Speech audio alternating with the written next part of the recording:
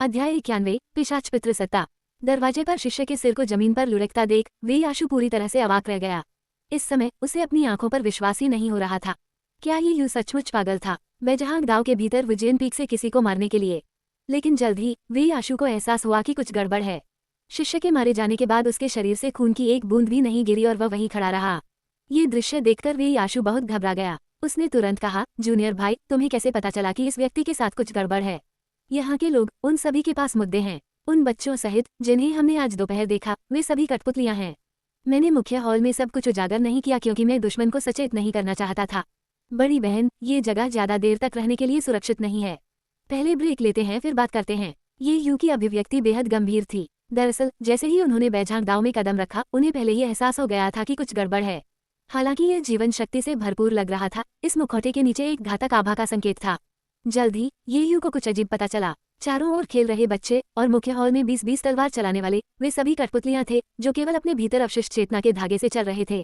रास्ते में ये यू का जिस किसी से भी सामना हुआ वह ऐसा ही था। यदि उनकी उम्मीदें सही थीं, तो अब तक पूरे बैजहांग गांव के भीतर एकमात्र वास्तविक जीवित लोग शायद वे 5 तलवार की खेती करने वाले थे जिन्होंने पहले स्पिरिट बोट को रोका था। ये यू को इतना गंभीर देखकर वे आशु ने स्थिति को कम आंकने की हिम्मत नहीं की। उसने सिर हिलाया, साथ मिलकर लड़ने की तैयारी कर रही थी। सहज रूप से वह अपनी तलवार की कलाकृति को अपनी कमर से निकालना चाहती थी। किसने सोचा होगा कि वो खाली हवा को समझ लेगी। तभी उसे याद आया, उसकी तलवार अभी भी ये यू के हाथ में थी।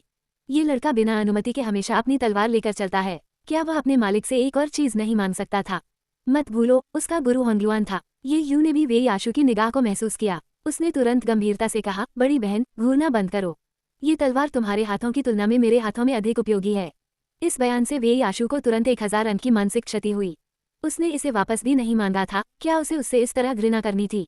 ठीक है, आप मजबूत हैं, आप सबसे मजबूत हैं, ठीक है। हालांकि वह जानती थी कि ये यू सच कह रहा था, फिर भी ये बहुत अप्रिय लग रहा था। वे आशु ने ठंडी आवाज में कहा। फिर उसने सुरक्षा के लिए उपयोग करने के लिए अपनी भंडारण अंगूठी से थोड़ी निम्न श्रेणी की तलवार निकाली। आखिरकार अब बहस करने का समय नहीं था। अगर आप में हिम्मत है तो हम वापस जाकर चर्चा कर सकते हैं।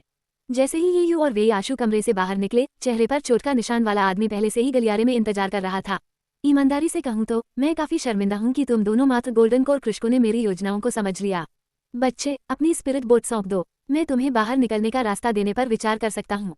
उसकी कर्कश आवाज खाली गलियारे में गूंज उठी। ये यू चुप रहा। एक कदम आगे बढ़ते हुए उसकी तलवार तान दी। अचानक गड़गड़ाहट की गड़गड़ाहट नीचे गिरी, जिसने तुरंत 100 गज के भीतर सब कुछ चकनाचूर कर दिया। ये सच्ची क्विंगलियन थंडर तलवार कला थी। अगले ही पल जो से चेहरे वाला शिष्य हवा में प्रकट हुआ। उसकी तलवार की खेती करने वाला वस्त्र बिना किसी निशान के गायब हो गया। उसकी जगह एक लंबे वस्त्र ने ले ली जो काले पंखों जैसा लग रहा था। सच्चा क्विंगलियन थंडर तलवार कला। आप वास्तव में इस तकनीक को जानते हैं। मुझे इस बार सोने पर प्रहार करने की उम्मीद नहीं थी। आपको एजोर क्लाउड संप्रदाय का मुख्य शिष्य होना चाहिए, ठीक है? आओ, शांति से आत्मसमर्पण करें। मैं झोंक क्यू आपको अस्थायी रूप से नहीं मारने की गारंटी दे सकता हूँ। ये कैसा रहेगा? झोंक क्यू का नाम सुनकर वे आशु का चेहरा काफी बदल गया। तुरंत उसने अपनी आवाज ये यू तक पहुंचाई, जूनियर भाई, झोंक क्यू को खून चूसने वाले पितृसत्ता के रूप में जाना जाता है, जो कि क्रिम्सन यन क्लिफ का एक बुजुर्ग है। वो वर्षों से प्रसिद्ध है और मैंने सुना है कि वो कुछ साल पहले दैवीय परिवर्तन क्षेत्र में प्रवेश कर चुका है। हम उसकी बराबरी नहीं कर सकते। ये यू की आंखें तुरंत चमक उठीं। खून चूसने वाला पितृसत्ता, कौन चूसेगा कौन अभी भी अनिश्चित है। हाथ में लिचुन जेड के साथ ये यू दिव्य परिवर्तन क्षेत्र के शिखर से भी नहीं डरता था। वास्तव में वह इस खून चूसने वाले पितृसत्ता को उसकी सफलता की राह पर पोषण में बदलने के लिए एक पल में स्पिरिट डिवोरिंग तकनीक का उपयोग कर सकता है। हालांकि ये यू नहीं चाहता था कि वे आशु को उसके आत्मा भक्षण तकनीक के बारे में पता चले। तो उसने ठंडे स्वर में कहा, बड़ी बहन, आप पहले जाइए, मैं उसे रोक लूंगा, या तुम पहले जाओ और मैं उसे रोक दूंगा। कनिष्ठ भाई, मुझे आखिरी बार तुम्हारी रक्षा करने दो। वे आशु की आकृति चमक उठी। वह अचानक ये यू के सामने खड़ी हो गई। उसकी आंखों में दृढ़ संकल्प का स्पर्श था। वह अच्छी तरह जानती थी, गोल्डन कोर कल्टिवेटर के रूप में झोंक क्यू का सामना करने का मतलब निश्चित रूप से निश्चित मृत्यु होगी। लेकिन इस स्थिति में अगर ये यू उसे बचाने के लिए खुद को बलिदान करने को तैयार था, तो वह स्वाभाविक रूप से उसे अपने जीवन से चुकाने को तैयार थी। ये यू अवाक रह गया। ऐसे समय में हम अभी भी बहस क्यों कर रहे हैं? हमारे पीछे रहने के मायने अलग हैं। मैं इस बूढ़े कमीने को मारने का इरादा रखता हूँ। आप अपने जीवन के साथ समय खरीदने का इरादा रखते हैं। हमारी प्रेरणाएं अलग हैं। क्या तुम्हें मुझसे प्रतिस्पर्धा करनी है, या क्या आप छोटी उम्र से ही इतने ही निस्वार्थ धर्मी हैं? क्षमा करें जूनियर सिस्टर वे, जूनियर ब्रदर, ये आज आप में से कोई भी नहीं जाएगा। डेंग झेम्पो की आकृति अचानक प्रकट हुई। उनके चेहरे पर अभी भी एक फीकी मुस्कान थी। वह हमेशा की तरह परिष्कृत दिख रहे थे। झोंक क्यू दिल से हंसे। अच्छा, उन्हें रोकने में मेरी मदद करो। जब तक मैं इस बच्चे को जीवित पकड़ सकता हूँ मैं निश्चित रूप से तुम्हें बहुत इनाम दूंगा। वी आशु की अभिव्यक्ति और भी गंभीर हो गई। घेरा हुआ, अब क्या? डेंग झेम्पो ने अपना सिर थोड़ा हिलाया। धीरे से उसने कहा, झोंक क्यू, क्या तुम्हें पता है कि तुम्हारी हंसी कितनी कष्टप्रद लगती है? इसलिए मैं तुम्हें यहाँ से जीवित छोड़ने की भी योजना नहीं बना रहा हूँ। ये सुनकर झोंक क्यू के चेहरे से मुस्कान गायब हो गई। उन्होंने गुस्से में डांटते हुए कहा, डेंग झेम्पो, क्या तुम पागल हो गए हो? क्या तुम भूल गए हो कि उस समय तुम्हारी मदद किसने की थी? अगर क्रिम्सन एनक्लेव से हमारी मदद नहीं होती तो तुम बहुत पहले ही मर चुके होते और उनके पास कोई दफनाने की जगह नहीं होती। इसके अलावा क्या तुम सच में सोचते हो कि तुम मुझसे ज्यादा मजबूत हो?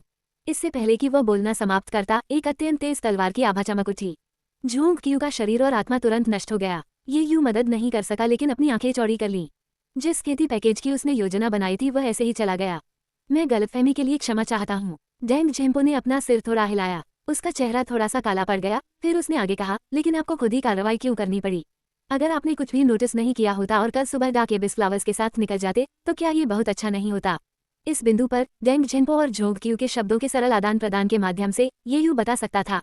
उसके सामने यह वरिष्ठ भाई क्रिम्सन एनक्लेव के साथ मिलीभगत कर रहा होगा, लेकिन वह झोंक क्यू को क्यों हटाना चाहता था यह अभी भी अज्ञात था। उनके बगल में वी आशु ने धीमी आवाज में कहा, वरिष्ठ भाई, जब तक आप वापस आ सकते हैं वापस लौटें। एक गलती को दूसरी गलती के साथ न जोड़ें, अन्यथा जब एल्डर सीटू को पता चलेगा तो बहुत देर हो जाएगी। चुप रहो, चुप रहो। ये वो है जिसने मुझे इस स्थिति में मजबूर किया है। अगर वो नहीं होता तो मैं इन राक्षसी संप्रदाय के दुष्टों के साथ कैसे जुड़ पाता?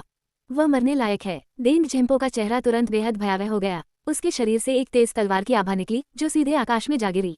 इस समय हवा में उड़ रहे झू डिजिन ने भी यहाँ की विसंगति को देखा। उसकी आंखों में संदेह की झलक दिखाई दी। अध्याय 92, टीम के साथी का बलिदान, असीम शक्ति। कुछ दिन पहले जब से झू डिजिन को वे आशु से संदेश मिला उसने तुरंत कार्रवाई की। उसने एल्डर याओ चांगनिंग और एल्डर सोंग वुरेन को बुलाया। पूछताछ के केवल कुछ शब्दों के साथ उसने याओ चांगनिंग और सोंग वुरेन को घबरा दिया और विद्रोह कर दिया। लेकिन चूंकि झू डाइजेन ने उन्हें बुलाने की हिम्मत की तो वो उनके हताश उपायों के लिए कैसे तैयार नहीं हो सकती थी। एक भयंकर युद्ध के बाद झू डिजिन ने याओ चांगनिंग और सोंग वुरेन को सफलतापूर्वक पकड़ लिया। उनसे उसे रक्तदानव संप्रदाय के साथ उनकी मिलीभगत के बारे में पता चला। ये सुनने के बाद झू डिजिन तुरंत इन दोनों को 10,000 सोल्स हॉल के प्रवेश द्वार पर ले आए और उनका मौके पर ही निष्पादन कर दिया। इस घटना के बाद 10,000 सोल्स हॉल में झू डिजिन के खिलाफ विरोध की कोई आवाज नहीं थी। हालांकि वी आशु को याओ चांगनिंग और सोंग वुरेन के विद्रोह के बारे में कैसे पता चला? जिज्ञासा से प्रेरित होकर झू डिजिन ने व्यक्तिगत रूप से एज और क्लाउड संप्रदाय का दौरा करने और वे आशु से चुपचाप मिलने का फैसला किया। यदि इस महिला में वास्तव में असाधारण गुण थे तो झू डिजिन को उसकी खेती में सहायता के लिए कुछ पुरस्कार देने में कोई आपत्ति नहीं थी। लेकिन एज और क्लाउड संप्रदाय के रास्ते में इस स्थान से गुजरते हुए उसने तलवार की ऊर्जा को आकाश में उड़ते हुए पाया। इससे झू डाइजेन की भौहें थोड़ी सी सिकुड़ गईं। क्या बेजहां दाव में कुछ हुआ? झू डाइजेन ने तुरंत दिशा बदल दी जहां तलवार की ऊर्जा उत्पन्न हुई थी। अगर बेजहां गांव में वास्तव में कुछ हुआ होता तो शायद उसे अराजकता से लाभ हो सकता था। झू डाइजेन संभवतः ऐसा अवसर कैसे छोड़ सकते थे? इस बीच बेजहां गांव के अंदर भयंकर हवाएं चलीं। ये यू और वे आशु के कपड़े हवा में सरसराहट कर रहे थे। वे पूरी तरह सतर्क थे, सावधानी से आगे देख रहे थे। इस समय ये यू पहले से ही आत्मा को बुलाने वाला बैनर स्लॉटर इमोर्टल लाने के लिए तैयार था। लेकिन अप्रत्याशित रूप से डेंग झेम्पो के आसपास तलवार की ऊर्जा धीरे धीरे समाप्त हो गई। उसकी आंखों में दुख की झलक दिख रही थी। धीरे धीरे वह अपनी कहानी खुद बताने लगा। चूंकि डेंग झेम्पो बहुत छोटा था इसलिए उसे सितु जोंगविक्सिंग ने गोद ले लिया था। इसलिए जैसे जैसे वह बड़ा हुआ डेंग झेम्पो ने लंबे समय तक सितु जोंगविक्सिंग को अपने पिता के समान माना था। सितु जोंगविक्सिंग को खुश करने के लिए डेंग झेम्पो ने लगन से तलवारबाजी का अभ्यास किया। दशकों बाद वह तलवार के रास्ते में अपने साथियों से आगे निकल गया और पूरी ताकत के साथ वुजेन पीक पर सितु जोंगविक्सिंग के तहत निर्विवाद नंबर 1 बन गया। यहाँ तक कि उन्हें एज और क्लाउड संप्रदाय में हर 500 साल में एक बार आने वाला तलवार प्रतिभा वाला व्यक्ति भी कहा गया। कहा जा सकता है कि उस समय डेंग झेम्पो सुर्खियों में थे। हालांकि सितु जोंगविक्सिंग ने अत्यधिक प्रसन्न अभिव्यक्ति नहीं दिखाई। इससे डेंग झेम्पो बहुत दुखी हुए। बाद में जब एज और क्लाउड संप्रदाय ने बेजहां गांव पर नियंत्रण कर लिया तो उन्हें इसकी रक्षा के लिए अपने शिष्यों का नेतृत्व करने के लिए एक बुजुर्ग की आवश्यकता थी। इसलिए सितु जोंगविक्सिंग ने वुजेन पीक से दर्जनों शिष्यों को वहां लाने का फैसला किया। मूल रूप से डेंग झेम्पो का नाम सूची में नहीं था। यहाँ तक कि संप्रदाय के गुरु लुओजे व्यक्तिगत रूप से डेंग झेम्पो की तलवारबाजी और उच्च प्रतिभा की प्रशंसा करते हुए उन्हें रुकने के लिए मनाते दिखे। उन्होंने कहा कि शायद 100 वर्षों में डेंग झेम्पो एज और क्लाउड संप्रदाय के नए बुजुर्ग बन सकते हैं। लेकिन डेंग झेम्पो ने लुओजी की दयालुता को दृढ़ता से अस्वीकार कर दिया। बहुत दृढ़ निश्चय के साथ उसने इस सुदूर स्थान तक सितु जोंगविक्सिंग का पीछा किया। डेंग झेम्पो ने ज्यादा कुछ नहीं मांगा, वो सिर्फ पहचान चाहता था। फिर भी कई 100 वर्षों के बाद भी उन्हें अभी भी सितु जोंगविक्सिंग की स्वीकृति नहीं मिली थी। इसके अलावा जैसे जैसे डेंग झेम्पो की खेती मजबूत होती गई सितु जोंगविक्सिंग उसके प्रति उदासीन होती गई। पहले तो डेंग झेम्पो को इसका कारण समझ नहीं आया। ऐसा 10 साल पहले तक नहीं हुआ था, जब वो हमेशा की तरह बैजान गांव पर गश्त कर रहे थे कि अचानक 3 कनिष्ठ शिष्यों ने उन पर घात लगाकर हमला कर दिया और गंभीर रूप से घायल हो गए। डेंग झेम्पो को समझ नहीं आ रहा था कि उसके कनिष्ठ भाई, जो भाइयों के समान ही करीब थे, उसके साथ कुछ क्यों करेंगे। ये तभी हुआ जब 8वां कनिष्ठ भाई कियान जुएको अस्थिर रूप से लहराते हुए दूर से आया। उन्होंने व्यक्तिगत रूप से डेंग झेम्पो को इस घात का कारण बताया। जैसा कि यह पता चला, कियान जुएको सीटू जोंगविक्सिंग का नाजायज बेटा था। सार्वजनिक रूप से यह कोई बड़ी बात नहीं लगती, लेकिन पर्दे के पीछे कियान जुएको को बहुत पसंद किया जाता था। सीटू जोंगविक्सिंग ने भविष्य में वुजियन पीक को कियान जुएको तक पहुंचाने की भी योजना बनाई, लेकिन डेंग झेम्पो का प्रदर्शन बहुत उत्कृष्ट था। यदि उसकी मृत्यु नहीं हुई तो कियान जुएको को भविष्य में स्वाभाविक रूप से वुजियन पीक कैसे विरासत में मिल सकता है। इसलिए डेंग झेम्पो को अप्रत्याशित रूप से मरना पड़ा। और सबसे महत्वपूर्ण बात यह है कि सीटू जोंगविक्सिंग ने इस ऑपरेशन को मौन स्वीकृति दे दी। एक बार जब डेंग झेम्पो को पता चला तो उसे लगा जैसे उसका दिल राख में बदल गया हो। उसने त्यागपत्र देकर अपनी आंखें बंद कर लीं। तब कियान जुएको ने व्यक्तिगत रूप से कार्रवाई की, उसके दिल को तलवार से छेद दिया और उसे माउंट जुक्सी की गहराई में फेंक दिया। लेकिन डेंग झेम्पो की किस्मत खत्म होने वाली नहीं थी। उसे क्रिम्सन यिनक्लिफ के संप्रदाय गुरु वान बॉक्सियांग ने बचाया था, जो वहां से गुजर रहा था। आधे साल बाद डेंग झेम्पो की चोटें ठीक हो गईं। वान बॉक्सियांग ने एक सौदे का प्रस्ताव रखा। क्रिम्सन यिनक्लिफ उसे बदला लेने में मदद करेगा, लेकिन बदले में डेंग झेम्पो को भविष्य में उनकी सेवा करनी होगी। बिना किसी हिचकिचाहट के डेंग झेम्पो तुरंत इस सौदे पर सहमत हो गए। बाद में उनके नेतृत्व में क्रिम्सन यिनक्लिफ ने आसानी से सभी गुप्त पर्यवेक्षकों से बचकर बैजहांग गांव में अपना रास्ता बना लिया। डेंग झेम्पो ने न केवल व्यक्तिगत रूप से कियान जुएको को मार डाला, बल्कि सीटू जोंगविक्सिंग को मारने के लिए वान बॉक्सियांग के साथ भी सहयोग किया। उस रात आत्मसमर्पण करने वाले कुछ लोगों को छोड़कर बैजहांग गांव में एजोर क्लाउड संप्रदाय के सभी शिष्यों की दुखद मृत्यु हो गई। बाद में वान बॉक्सियांग ने डेंग झेम्पो को बैजहांग गांव की सुरक्षा जारी रखने का आदेश दिया, जैसे कि कुछ हुआ ही न हो। लेकिन गुप्त रूप से उन्होंने बैजहांग गांव से आध्यात्मिक जड़ी बूटियों को क्रिम्सन यिनक्लिफ के साथ साझा करना शुरू कर दिया। डेंग झेम्पो इस पर सहमत हुए। बाद में वान बॉक्सियांग ने बैजहांग गांव में सभी को कठपुतलियों में बदलने के लिए एक गुप्त विधि का उपयोग किया, जिससे वे बिना किसी दोष के बाहरी रूप से निर्दोष दिखाई देने लगे। सब कुछ सामान्य रूप से चलने दें। कभी कभी डेंग झेम्पो बैजहांग गांव के अंदर की झूठी शांति को देखता है और काफी खुश महसूस करता है।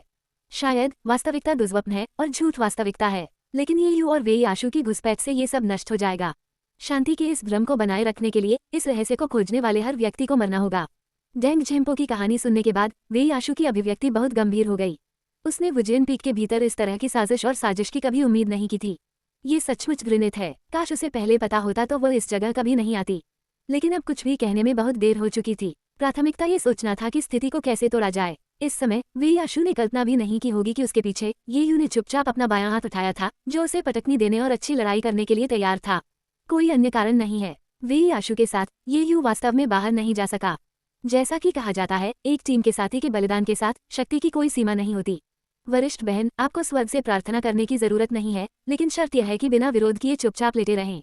जैसे ही ये यू अभिनय करने की तैयारी कर रहा था, अचानक दूर से एक लाल रोशनी दिखाई दी, जो उल्का की तरह जमीन पर गिर रही थी। बूम! लैंडिंग के समय हुए प्रभाव से जमीन में दरार पड़ गई और दरार पड़ गई। उनके आसपास की कई प्राचीन इमारतें तुरंत रह गईं। ये दृश्य देखकर डेंग झेम्पो की आंखें लाल हो गईं। उनके लिए यहाँ घास का हर तिनका, हर ईंट और टाइल कीमती थी। वो किसी को इसे नष्ट करने की अनुमति कैसे दे सकता है। वो तुरंत दहाड़ा और उसकी तलवार की ऊर्जा बेतहाशा बढ़ गई। उसकी कमर पर लगी तलवार भी अचानक खुल गई। एक भयंकर हत्या का इरादा सामने आया। इस बीच ये यू और वेई आशु ने उत्सुकता से आगे देखा। टक्कर से भारी धूल जमने के बाद बैंगनी रंग के कपड़े पहने एक महिला अपनी जगह पर खड़ी हो गई। उसने ये यू को मूर्खतापूर्ण ढंग से देखा, अपना मुंह खोला और अपनी पूरी ताकत के साथ आखिरकार एक वाक्य कहने में कामयाब रही। ये यू, आखिरकार मैंने तुम्हें ढूंढ ही लिया। ये सुनकर वेई आशु को हैरानी हुई। यह महिला कौन है और वह ये यू को क्यों जानती है। अध्याय 93, 2 महिलाओं की मुलाकात, पति, वह कौन है। ये यू ने अविश्वास से सामने की ओर देखा। उसने स्पष्ट रूप से इसकी बिल्कुल भी उम्मीद नहीं की थी, ये सोचने के लिए कि वह इस स्थान पर पुनर्जन्म लेने वाले अमर जुओ यंगचुन का सामना करेगा। वो यहाँ कैसे हो सकती है। इससे पहले कि ये यू कुछ और सोच पाता, डेंग झेम्पो अपनी तलवार लेकर उसके पास आया। उसकी तलवार की ऊर्जा बेहद तेज थी, जिसका निशाना सीधे जुओ यंगचुन पर था। ये देखकर ये यू तुरंत चिल्लाया, सावधान रहो। डेंग झेम्पो की भयानक तलवार ऊर्जा का सामना करते हुए जुओ यंगचुन धीरे धीरे घूम गया। उसकी चौड़ी आस्तीन की एक लहर के साथ पतली हवा से अनगिनत नीला हवा के झोंके प्रकट हुए। तुरंत वे डेंग झेम्पो की तलवार की बाधा को तोड़ गए। अगले ही पल डेंग झेम्पो अपनी तलवार सहित धूल में बदल गया और हवा के साथ बिखर गया। पास में खड़ी वेई आशु अपनी आंखें चौड़ी करने से खुद को नहीं रोक सकी। कुछ ही क्षण पहले डेंग झेम्पो दैवीय परिवर्तन क्षेत्र के चरम पर झोंक क्यू को आसानी से मार सकता था। ये दर्शाता है कि वह पहले ही एकीकरण क्षेत्र में पहुंच चुका था। फिर भी वह इस महिला द्वारा इतनी लापरवाही से मारा गया। वह कौन है और वह इतनी शक्तिशाली कैसे हो सकती है। इस पर ये यू को आश्चर्य नहीं हुआ। आखिरकार जुओ यंगचुन एक पुनर्जन्मित अमर व्यक्ति था। अगर वह डेंग झेम्पो जैसे किसी को भी नहीं हरा सकी तो पुनर्जन्म लेने का कोई मतलब नहीं होगा। ये हकीकत में दूसरी बार था जब वह अपनी सपनों की पत्नी से मिले थे। ये यू के विचार असंख्य थे। जैसे ही वो उसका स्वागत करने वाला था, अचानक उसे एक हवा का झोंका महसूस हुआ। जुओ यंगचुन अप्रत्याशित रूप से दौड़ी और खुद को ये यू की बाहों में फेंक दिया। उसकी ताकत इतनी थी कि उसने उसे लगभग आधा कदम पीछे धकेल दिया। मुझे खेद है, सचमुच खेद है। वह सचमुच एक दुर्घटना थी और मुझे तुम पर कभी संदेह नहीं करना चाहिए था। जुओ यंगचुन ने ये यू को कसकर पकड़ लिया, मानो उसमें समाने की कोशिश कर रहा हो। उसके आंसुओं ने उसके कंधे को गीला कर दिया। जुओ यंगचुन, जो आमतौर पर बहुत घमंडी थी, को इस अवस्था में देखकर ये यू की आंखें तुरंत नर्म हो गईं। उसने अपना दाहिना हाथ उठाया। जुओ यंगचुन की पीठ थपथपाने ही वाला था कि अचानक काले लिबादे में एक लंबी आकृति उनके सामने आ गई। ये शख्स कोई और नहीं बल्कि झू डाइजेन था, जो अभी अभी यहाँ आया था। ये यू को देखकर वह अंदर तक हिल गई। वो लड़खड़ाते हुए 2 कदम आगे बढ़ी, लेकिन जब उसने महिला को ये यू की बाहों में देखा तो उसने तुरंत अपनी भौहें सिकोड़ लीं। उसकी आस्तीन में उसके हाथ अनायास ही भिंच गए। उस पल में ये यू तेजी से सांस लेने से खुद को नहीं रोक सका। दुनिया में आज क्या चल रहा था? या तो वे दिखाई नहीं देते या वे दोनों एक ही बार में दिखाई देते हैं। वे संभवतः इस समय कैसे एकत्रित हो सकते हैं? एक अमर पुनर्जन्म है, दूसरा संप्रदाय नेता। क्या आम दिनों में उनके पास करने के लिए कुछ बेहतर नहीं है?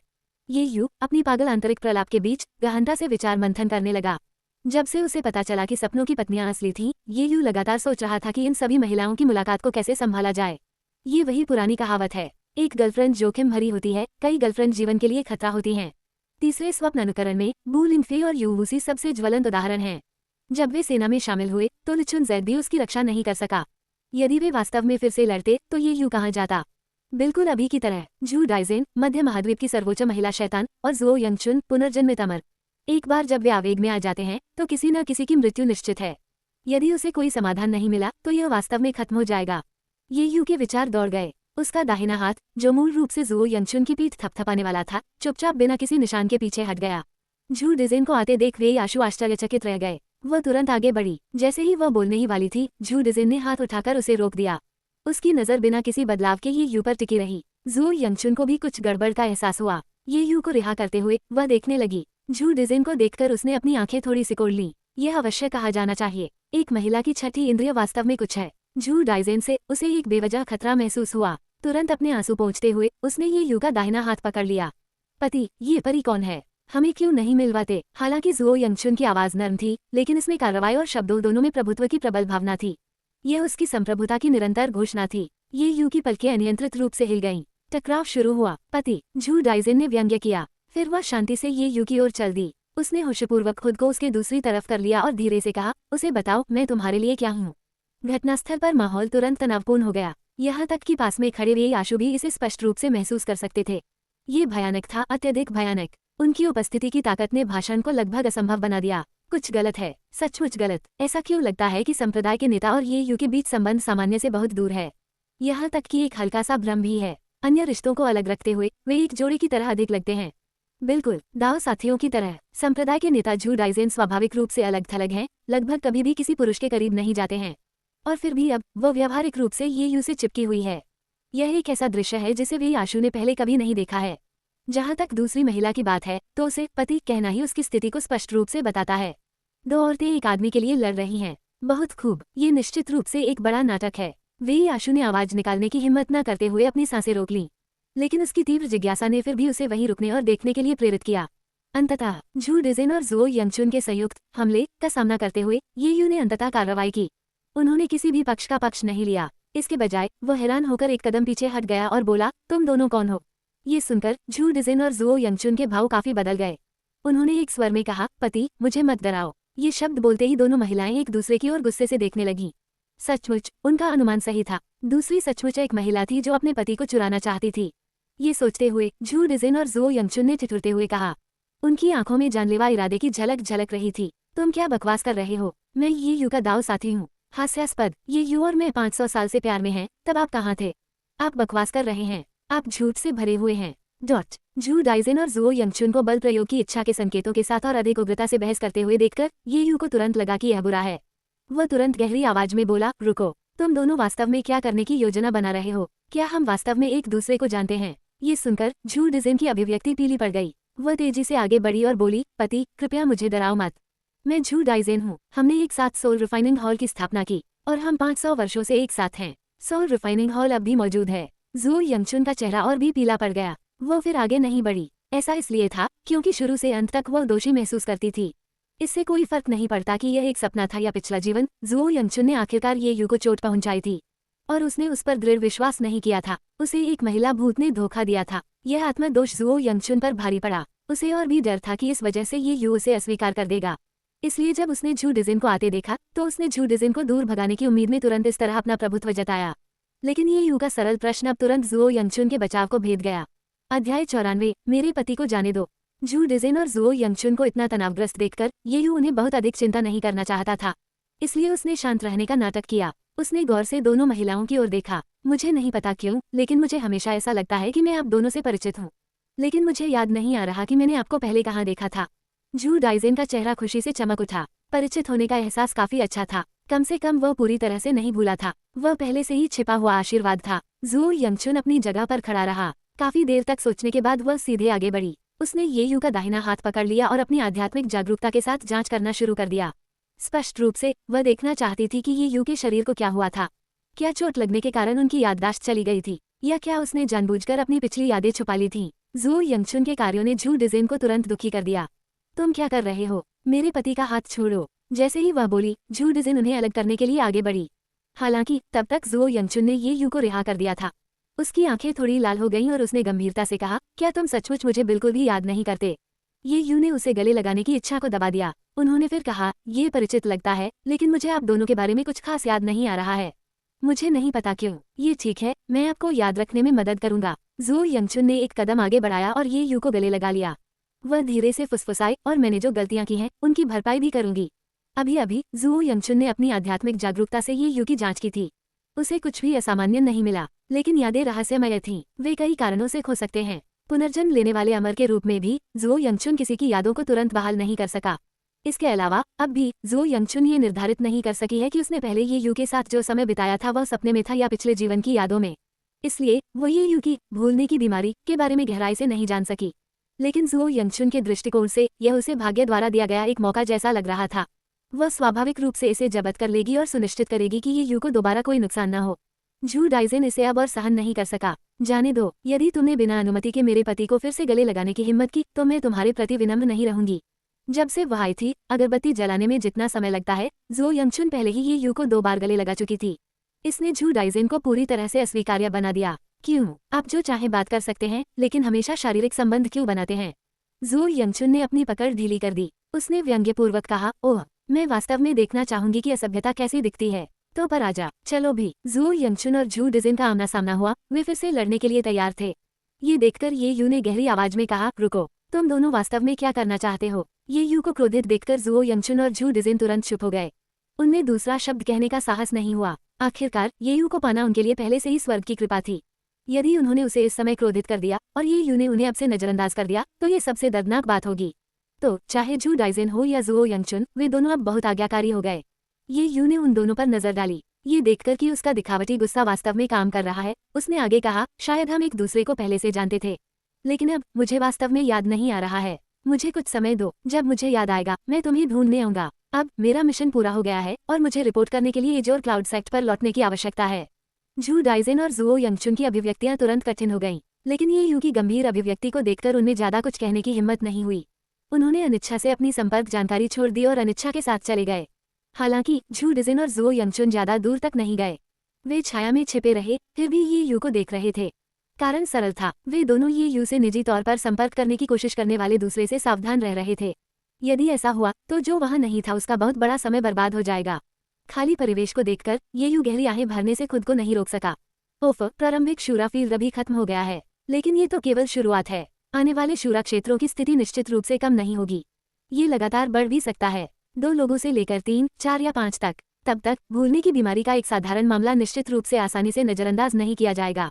नहीं, मुझे इसे ठीक से हल करने का कोई तरीका सोचना चाहिए, खासतौर पर बू लिंगफेई और यून वूसी के साथ। वे निश्चित रूप से आवेगपूर्ण कार्यों के प्रतिनिधि हैं। यदि सपने का परिदृश्य खुद को दोहराता है तो ये यू क्या करेगा?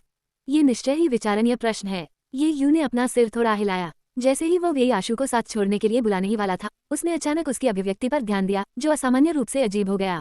तो उसने धीरे से पूछा, बड़ी बहन, तुम्हें क्या हो गया है? वे आशु धीरे धीरे पास आई। उसकी अभिव्यक्ति गंभीर थी और उसने पूछा, आप मेरे 10,000 सोल्स हॉल के अंडरकवर एजेंट नहीं हैं, क्या आप हैं? इन शब्दों पर ये यू के पैर की उंगलियां तुरंत तन गईं। एज और क्लाउड संप्रदाय के अंदर संप्रदाय के मास्टर लुओजी ने यू रामू को मुख्य हॉल में बुलाया।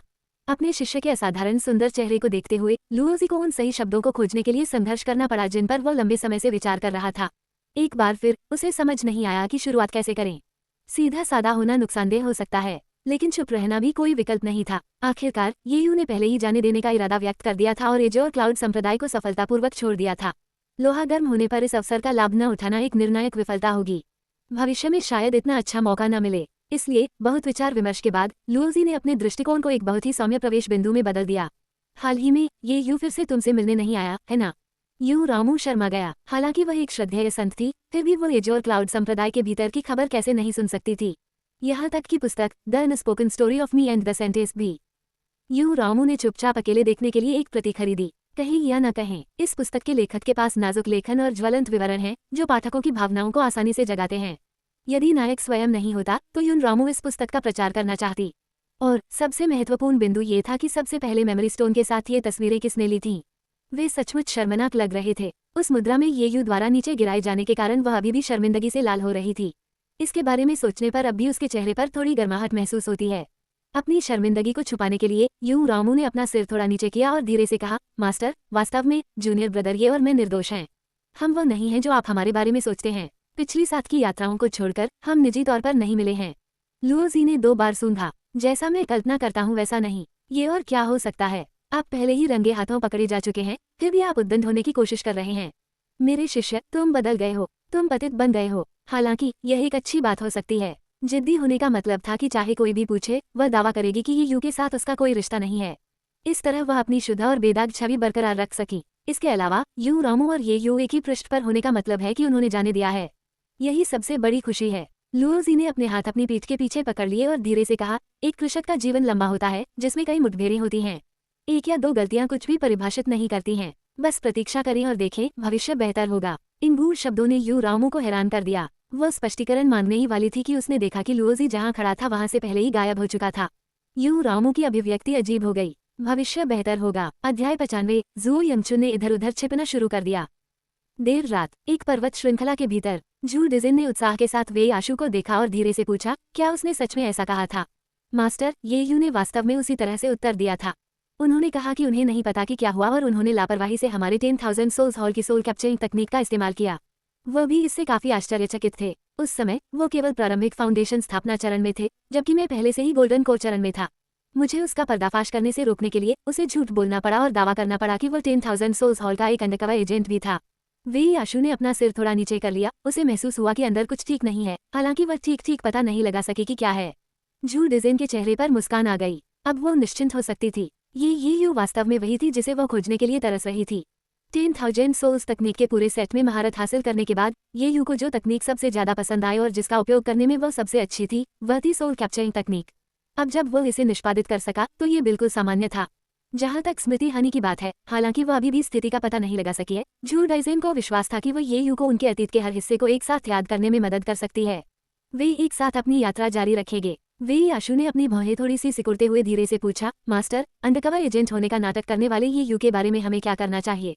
मुझे लगता है कि शायद उसका कोई दुर्भावनापूर्ण इरादा नहीं था। उसने मुझे दूसरे और 5वें बुजुर्गों के विद्रोह की साजिश के बारे में भी बताया था, लेकिन उसने मुझे विशेष रूप से इसे अपनी उपलब्धि के रूप में पेश करने का निर्देश दिया था। हमें क्या करना चाहिए? जब तक वो इच्छुक है, 10,000 सोल्स हॉल उसे कुछ भी अनुदान देगा।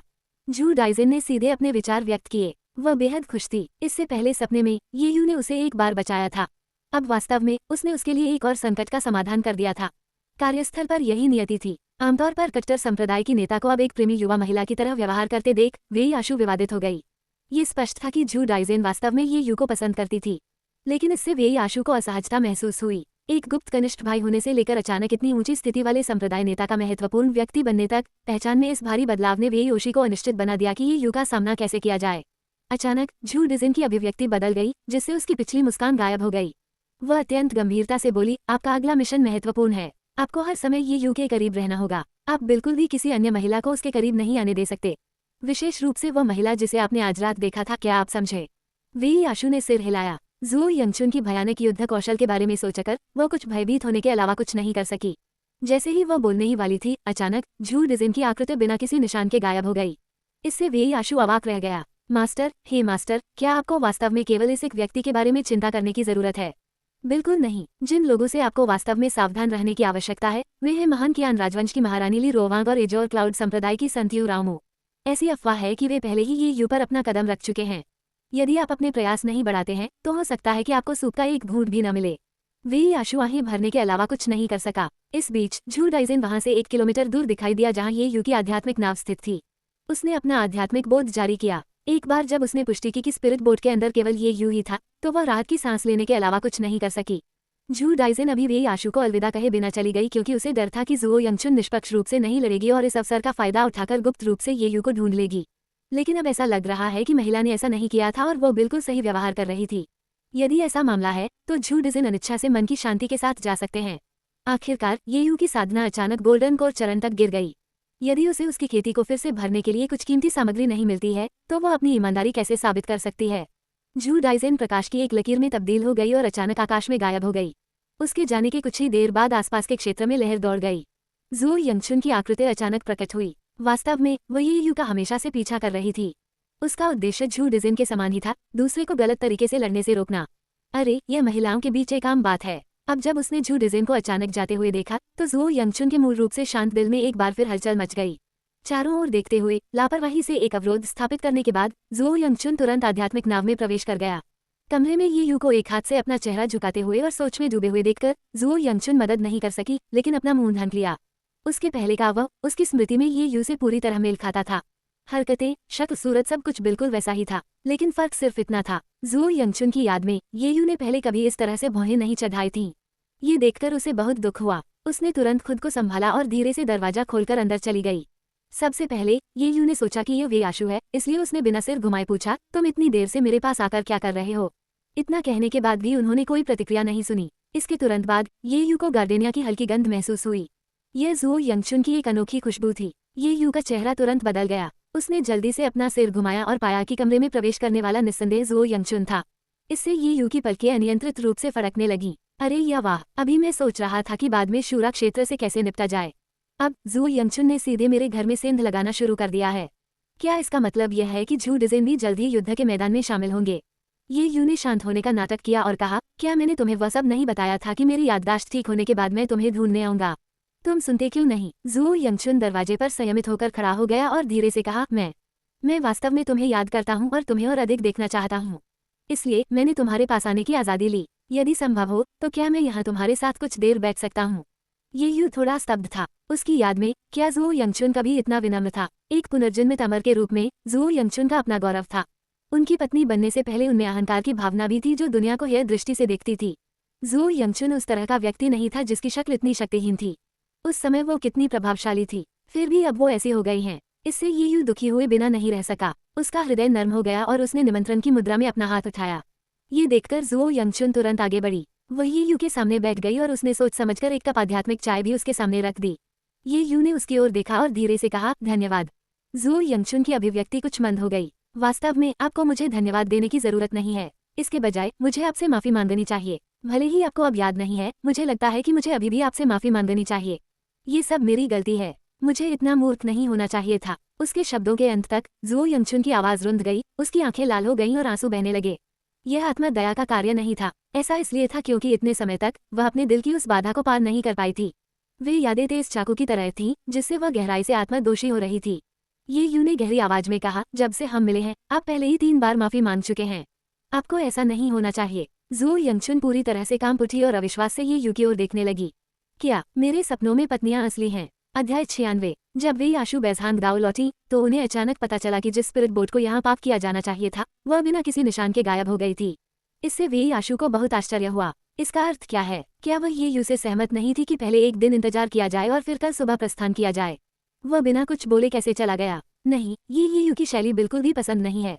अगर उसे जाना भी पड़ा तो वह कुछ तो कहेगा। जब तक उसे वह महिला जुओ यंगचुन जबरन अपने साथ ले गई थी। इस संभावना के बारे में सोचते हुए वे आशु का चेहरा काफी बदल गया। वह तुरंत इधर उधर खोजने लगी। जैसे ही संप्रदाय का नेता जाने वाला था उसने उसे विशेष रूप से ये यू पर हर कीमत पर नजर रखने का निर्देश दिया। अप्रत्याशित रूप से, इससे पहले कि एक शब्द भी कहा जा सके, परिवार का खजाना चोरी हो गया। वो इस बारे में किससे शिकायत कर सकती थी? ये यू आपको सुरक्षित रहना चाहिए। अपनी जमीन बचाकर रखें। मेरे द्वारा तुम्हें ढूंढने की प्रतीक्षा करो, अन्यथा वरिष्ठ बहन वास्तव में खुद को सही नहीं ठहरा सकती। वे आशु को नहीं पता था इस समय स्पिरिट बोट अभी भी अपने मूल स्थान पर थी। ये सिर्फ इतना है कि जुओ यंगचुन द्वारा अभी लगाए गए अवरोध के कारण वे आशु इसे नहीं देख सका। वह इसकी उपस्थिति को महसूस भी नहीं कर सकी। ये निचले स्तर के कृषक की तुलना में उच्च स्तरीय कृषक की जबरदस्त शक्ति है। दूसरी ओर स्पिरिट बोट के अंदर जुओ यंगचुन बेहद उत्साहित महसूस कर रहा था। उसके हाथ मेज पर टिक गए और वह ये यू के करीब झुक गई। उसने ध्यान से पूछा, क्या तुम्हें कुछ याद आया? मैं पहले कैसी थी? ये यू ने अपनी भौहें थोड़ी सी ऊपर उठाई। उसका शरीर सहज रूप से पीछे चला गया। करीबी भुलावा, खेल लगभग छूट गया। नहीं, उसे तुरंत बातचीत वापस ले लेनी चाहिए। ये यू के विचार तेजी से बदले। शांत स्वभाव का दिखावा करते हुए उन्होंने कहा, मेरा मतलब ये था कि मुझे लगता है कि जब आप पहले झू डिजाइन के साथ उत्साहित और टकराव में थे तो आप वास्तव में आप ही थे। अभी तुम्हें इतना व्यथित, इतना दुखी देखकर मुझे कुछ हद तक असहजता होती है। ये सुनकर जुओ यंगचुन की आंखों की रोशनी तुरंत गायब हो गई। उसके पूरे आचरण में वह जीवंतता खो गई जो पहले थी। ये यू उसे इतना निराश नहीं देखना चाहता था, इसलिए उसने गंभीर स्वर में कहा, हालांकि मुझे नहीं पता कि तुमने खुद को इतना दोषी महसूस कराने के लिए क्या किया है, लेकिन मेरा मानना है कि जिसे आप प्यार करते हैं वो नहीं चाहेगा कि आप इस तरह उदास रहें। तो मजबूत बनो। जुओ यंगचुन की आंखों में फिर से एक चमक दिखाई दी। उसने दृढ़ता से सिर हिलाया। धन्यवाद, वास्तव में धन्यवाद। मैं आपकी बात सुनूंगा और तब तक इंतजार करूंगा जब तक आप अपनी यादें वापस नहीं पा लेते। मैं इसे आपके ऊपर निर्भर करूंगा और आपका साथ कभी नहीं छोड़ूंगा। इस स्वीकारोक्ति जैसे बयान ने ये यू को गहराई से प्रभावित किया। जाहिर है जुओ यंगचुन को सपने में अपनी गलती का एहसास हुआ था और उसे इस पर गहरा पछतावा हुआ। इतना ही काफी था और ये यू वास्तव में जुओ यंगचुन को पसंद करता था, अन्यथा वो उसे यहाँ सांत्वना नहीं दे रहा होता। हालांकि ये यू इस बात से हैरान था कि जुओ यंगचुन के अचानक इस तरह आने का क्या मतलब था। ये यू ने काफी हैरान होकर पलकें झपकाईं, लेकिन जुओ यंगचुन ने स्वाभाविक रूप से ये यू का दाहिना हाथ लिया और धीरे से उसके गाल पर रख दिया। मैं वास्तव में आपको पसंद करता हूँ, इसलिए मैं कुछ समय के लिए बाहर जाना चाहता हूँ और आपकी यादों और खेती को पुनः प्राप्त करने का एक रास्ता खोजना चाहता हूँ। क्या आप एजोर क्लाउड सेक्ट में धैर्यपूर्वक मेरा इंतजार करेंगे? ये यू ने उसके सामने उसके खूबसूरत चेहरे को देखा और सिर हिलाया। जुओ यंगचुन इस एहसास का बहुत आनंद ले रहे थे। उसने ये यू की हथेली की रेखाओं को महसूस करते हुए धीरे से अपनी आंखें भी बंद कर लीं। जहाँ तक इसका सवाल है, ये यू ने भी कोई विरोध नहीं किया। हालांकि चाहे मानव हो या अमर, एक सामान्य कमजोरी थी, अधिक पाने की निरंतर इच्छा। अचानक जुओ यंगचुन ने अपनी आंखें चौड़ी कर लीं। उसने अत्यंत गंभीरता से कहा, जाने से पहले मैं तुम पर एक निशान छोड़ जाऊंगी ताकि इस दौरान तुम अन्य महिलाओं पर मोहित न हो जाओ। इन शब्दों पर ये यू शुरू में अनिश्चित थी कि उसका क्या मतलब है, लेकिन जैसे ही उसने जुओ यंगचुन को करीब और करीब आते देखा, ये यू तुरंत सब कुछ समझ गया। हवा ने पर्दों को हिला दिया। स्पिरिट बोट के अंदर दोनों ने गंभीरता से सुलेख का अध्ययन किया। प्रारंभ में जुओ यंगचुन नेतृत्व करना चाहती थी, लेकिन कौशल की कमी के कारण उसे जल्दी ही एक छात्र की स्थिति में लौटना पड़ा। अगली सुबह तक ऐसा नहीं हुआ कि जुओ यंगचुन, उसका चेहरा लाल हो गया था, स्पिरिट बोट से बाहर निकली। ये यू ने उम्मीद नहीं की थी कि वे पूरी रात सुलेख का अभ्यास करते हुए बिताएंगे। मुख्य बात यह थी कि माहौल ऐसे बिंदु पर पहुंच गया था जहां आगे बढ़ना असंभव था। हालांकि जिस बात ने ये यू को बहुत उत्सुक बना दिया वो ये थी कि वे आशु पूरी रात के बाद भी अभी तक वापस क्यों नहीं आया। क्या वे आज एजोर क्लाउड संप्रदाय में लौटने के लिए सहमत नहीं हुए? वह अभी तक वापस क्यों नहीं आई? क्या वह डार्क एबिस फूल खोजने के लिए अकेली गई थी? ये भी असंभव है। न तो ये यू और न ही वे आशु की मियाँ जानते थे, इसलिए उन्हें पता नहीं था कि डार्क एबिस फूल कैसा दिखता है। अगर वे इसे इकट्ठा करना भी चाहें तो भी उन्हें नहीं पता होगा कि कहाँ से शुरू करें। जहाँ तक बेजहां गांव के लोगों की बात है, वे मूलतः सभी मर चुके थे। डेंग झेम्पो की मृत्यु के बाद बचे हुए कुछ लोग भाग गए होंगे। इस स्थिति में सीधे एजोर क्लाउड संप्रदाय में लौटने के अलावा ये यू और वे आशु के पास कोई अन्य विकल्प नहीं था। लेकिन वे आशु वास्तव में कहाँ गए? जैसे ही ये यू इस पर विचार कर रहा था, अचानक आसपास के माहौल में हुई हलचल ने उसका ध्यान खींच लिया। ऐसा लग रहा था कि जुओ यंगचुन द्वारा लगाई गई बाधा समाप्त हो गई है। लेकिन इससे पहले कि ये यू समझ पाता कि क्या हो रहा है, एक और स्पिरिट बोट पहले से ही करीब आ रही थी। बूम! दो स्पिरिट नौकाएं आपस में टकरा गईं, जिससे भयंकर गर्जना हुई। और यह यहीं खत्म नहीं हुआ। टक्कर की तीव्रता के कारण एक स्पिरिट बोट में विस्फोट भी हो गया। इस दृश्य ने ये यू की आंखें आश्चर्य से चौड़ी कर दी, लेकिन उसे कोई डर नहीं लगा, एक कदम भी नहीं हिला। कारण सरल था, आने वाली स्पिरिट बोट की तुलना में उनकी अपनी नाव बहुत बड़ी थी। भले ही ये मौके पर ही विस्फोट हो जाए, ये यू की स्पिरिट बोट की रक्षा श्रृंखला को नहीं तोड़ पाएगा। ये कहना होगा कि महान दाओ राजवंश की शिल्प कौशल वास्तव में उत्कृष्ट है। धुएं और कोहरे के बीच दो आकृतियां भीतर से उड़कर निकलीं। ये यू ने करीब से देखा और सफेद बालों वाला एक बुजुर्ग आदमी और एक खूबसूरत युवा महिला को देखा। संभवतः विस्फोट के कारण बूढ़े व्यक्ति की दाढ़ी पर कई जले हुए धब्बे थे, लेकिन उसके बगल वाली महिला अच्छी तरह से सुरक्षित थी और चोट का कोई निशान नहीं दिख रहा था। ये यू ने धीरे से पूछा, क्या तुम दोनों ठीक हो? बूढ़े व्यक्ति का नाम चेनजी था। वह लड़की उसकी मालकिन शियाओयुन थी। चेनजी ने जियाओयुन की सावधानीपूर्वक जांच की और राहत की लंबी सांस ली। फिर उन्होंने कठोरता से कहा, क्या हम ऐसे दिखते हैं जैसे हम ठीक हैं? हमारी स्पिरिट बोट को आपने तोड़ दिया। क्या हुआ? क्या ये भी एक आध्यात्मिक नाव है? इस समय चेन अजी को शायद ही अपनी आंखों पर विश्वास हो रहा हो। इतनी विशाल आध्यात्मिक नाव साधना जगत में कैसे अस्तित्व में हो सकती है? इसकी तुलना में जिस स्पिरिट बोट पर वे सवार हुए थे वह स्क्रैप धातु के ढेर से ज्यादा कुछ नहीं थी। ये यू ने अपनी भौहें थोड़ी सी सिकोड़ ली। गहरी आवाज में उन्होंने कहा, तुम्हारा मतलब क्या है कि मेरे द्वारा तोड़फोड़ की गई? स्पष्ट रूप से यह आपकी अपनी गलती थी जो टक्कर का कारण बनी, और अब आप इसे मुझ पर थोप रहे हैं। चेन अजी ने ठंडे स्वर में उत्तर दिया, आपने जानबूझकर परिधि के चारों ओर एक अवरोध स्थापित किया है जिससे आपकी स्पिरिट बोट हमारे लिए अदृश्य हो गई है। जब हम पास आए तो अवरोध अचानक गायब हो गया। 2 स्पिरिट नावें बचने के बहुत करीब थीं, इसलिए हम अप्रत्याशित रूप से टकरा गए। क्या ये सब आपका डिजाइन नहीं था? मुझे बताओ, वास्तव में तुम कौन हो? अध्याय 97, अप्रत्याशित रूप से प्राप्त द केबिस फूल। चेन अजी के शब्दों ने ये यू को क्षण भर के लिए स्तब्ध कर दिया। तो बैरियर की वजह से कोई देख नहीं पा रहा था कि यहाँ क्या हो रहा है। इसमें कोई आश्चर्य नहीं कि जब वो स्पिरिट बोट पर खड़ा हुआ और पहले बाहर देखा तो सब कुछ धुंधला लग रहा था। ज़ुओ यंगचुन के चले जाने के बाद आसपास में अचानक हलचल मच गई और स्पिरिट बोट कहीं से प्रकट हो गई। तो सब कुछ बाधा के कारण था, इसमें कोई संदेह नहीं था। ये निश्चित रूप से ज़ुओ यंगचुन का काम था। जब वह चली गई तो बैरियर टूट गया जिससे यह मौजूदा गलतफहमी पैदा हुई। लेकिन ज़ुओ यंगचुन ने बिना किसी चेतावनी के अवरोध क्यों खड़ा किया? क्या ये किसी से बचाव के लिए था? इंतजार, क्या ये झू डिजिन और वेई आशु से बचाव के लिए था? इसमें कोई आश्चर्य नहीं कि वेई आशु पूरी रात वापस नहीं लौटा। वह बाधा से गुमराह हो गई होगी, ये सोचकर कि ये यू स्पिरिट बोट लेकर चला गया है। इस विचार पर ये यू की अभिव्यक्ति बहुत अजीब हो गई। ये सब अब समझ में आया। वेई आशु का गायब होना भी इसी बाधा के कारण था। हम एक तरह से यह इतना बुरा नहीं था। यदि यह बाधा नहीं होती तो कल रात ये यू के सुलेख अभ्यास के दौरान बाधा उत्पन्न हो सकती थी। ये सचमुच निराशाजनक होता। ये देखकर कि ये यू चुप रहा, चेन अजी तुरंत गंभीर हो गए। उसने एक हाथ से ज़ियाओयुन को अपने पीछे ढाल लिया और ये यू पर चिल्लाया, वांग परिवार ने तुम्हें कितने स्पिरिट स्टोन दिए? हम इसे दोगुना कर देंगे। एक रास्ता साफ करो और हमें गुजरने दो, ये कैसा रहेगा? इन शब्दों ने ये यू को उसकी यादों से बाहर कर दिया। उन्होंने तुरंत उत्तर दिया, क्या वांग परिवार? मुझे नहीं पता कि आप किस बारे में बात कर रहे हैं। आप किसी भी समय जाने के लिए स्वतंत्र हैं, लेकिन आइए स्पष्ट करें, स्पिरिट नौकाओं की टक्कर एक दुर्घटना थी। तो मुझसे क्षतिपूर्ति की उम्मीद मत करो। ये सुनकर चेन अजी की अभिव्यक्ति बदल गई। यदि वह वांग परिवार से नहीं होता तो इससे चीजें आसान हो जाती। परिस्थिति चाहे जो भी हो, हमारी स्पिरिट बोट क्षतिग्रस्त हो गई है।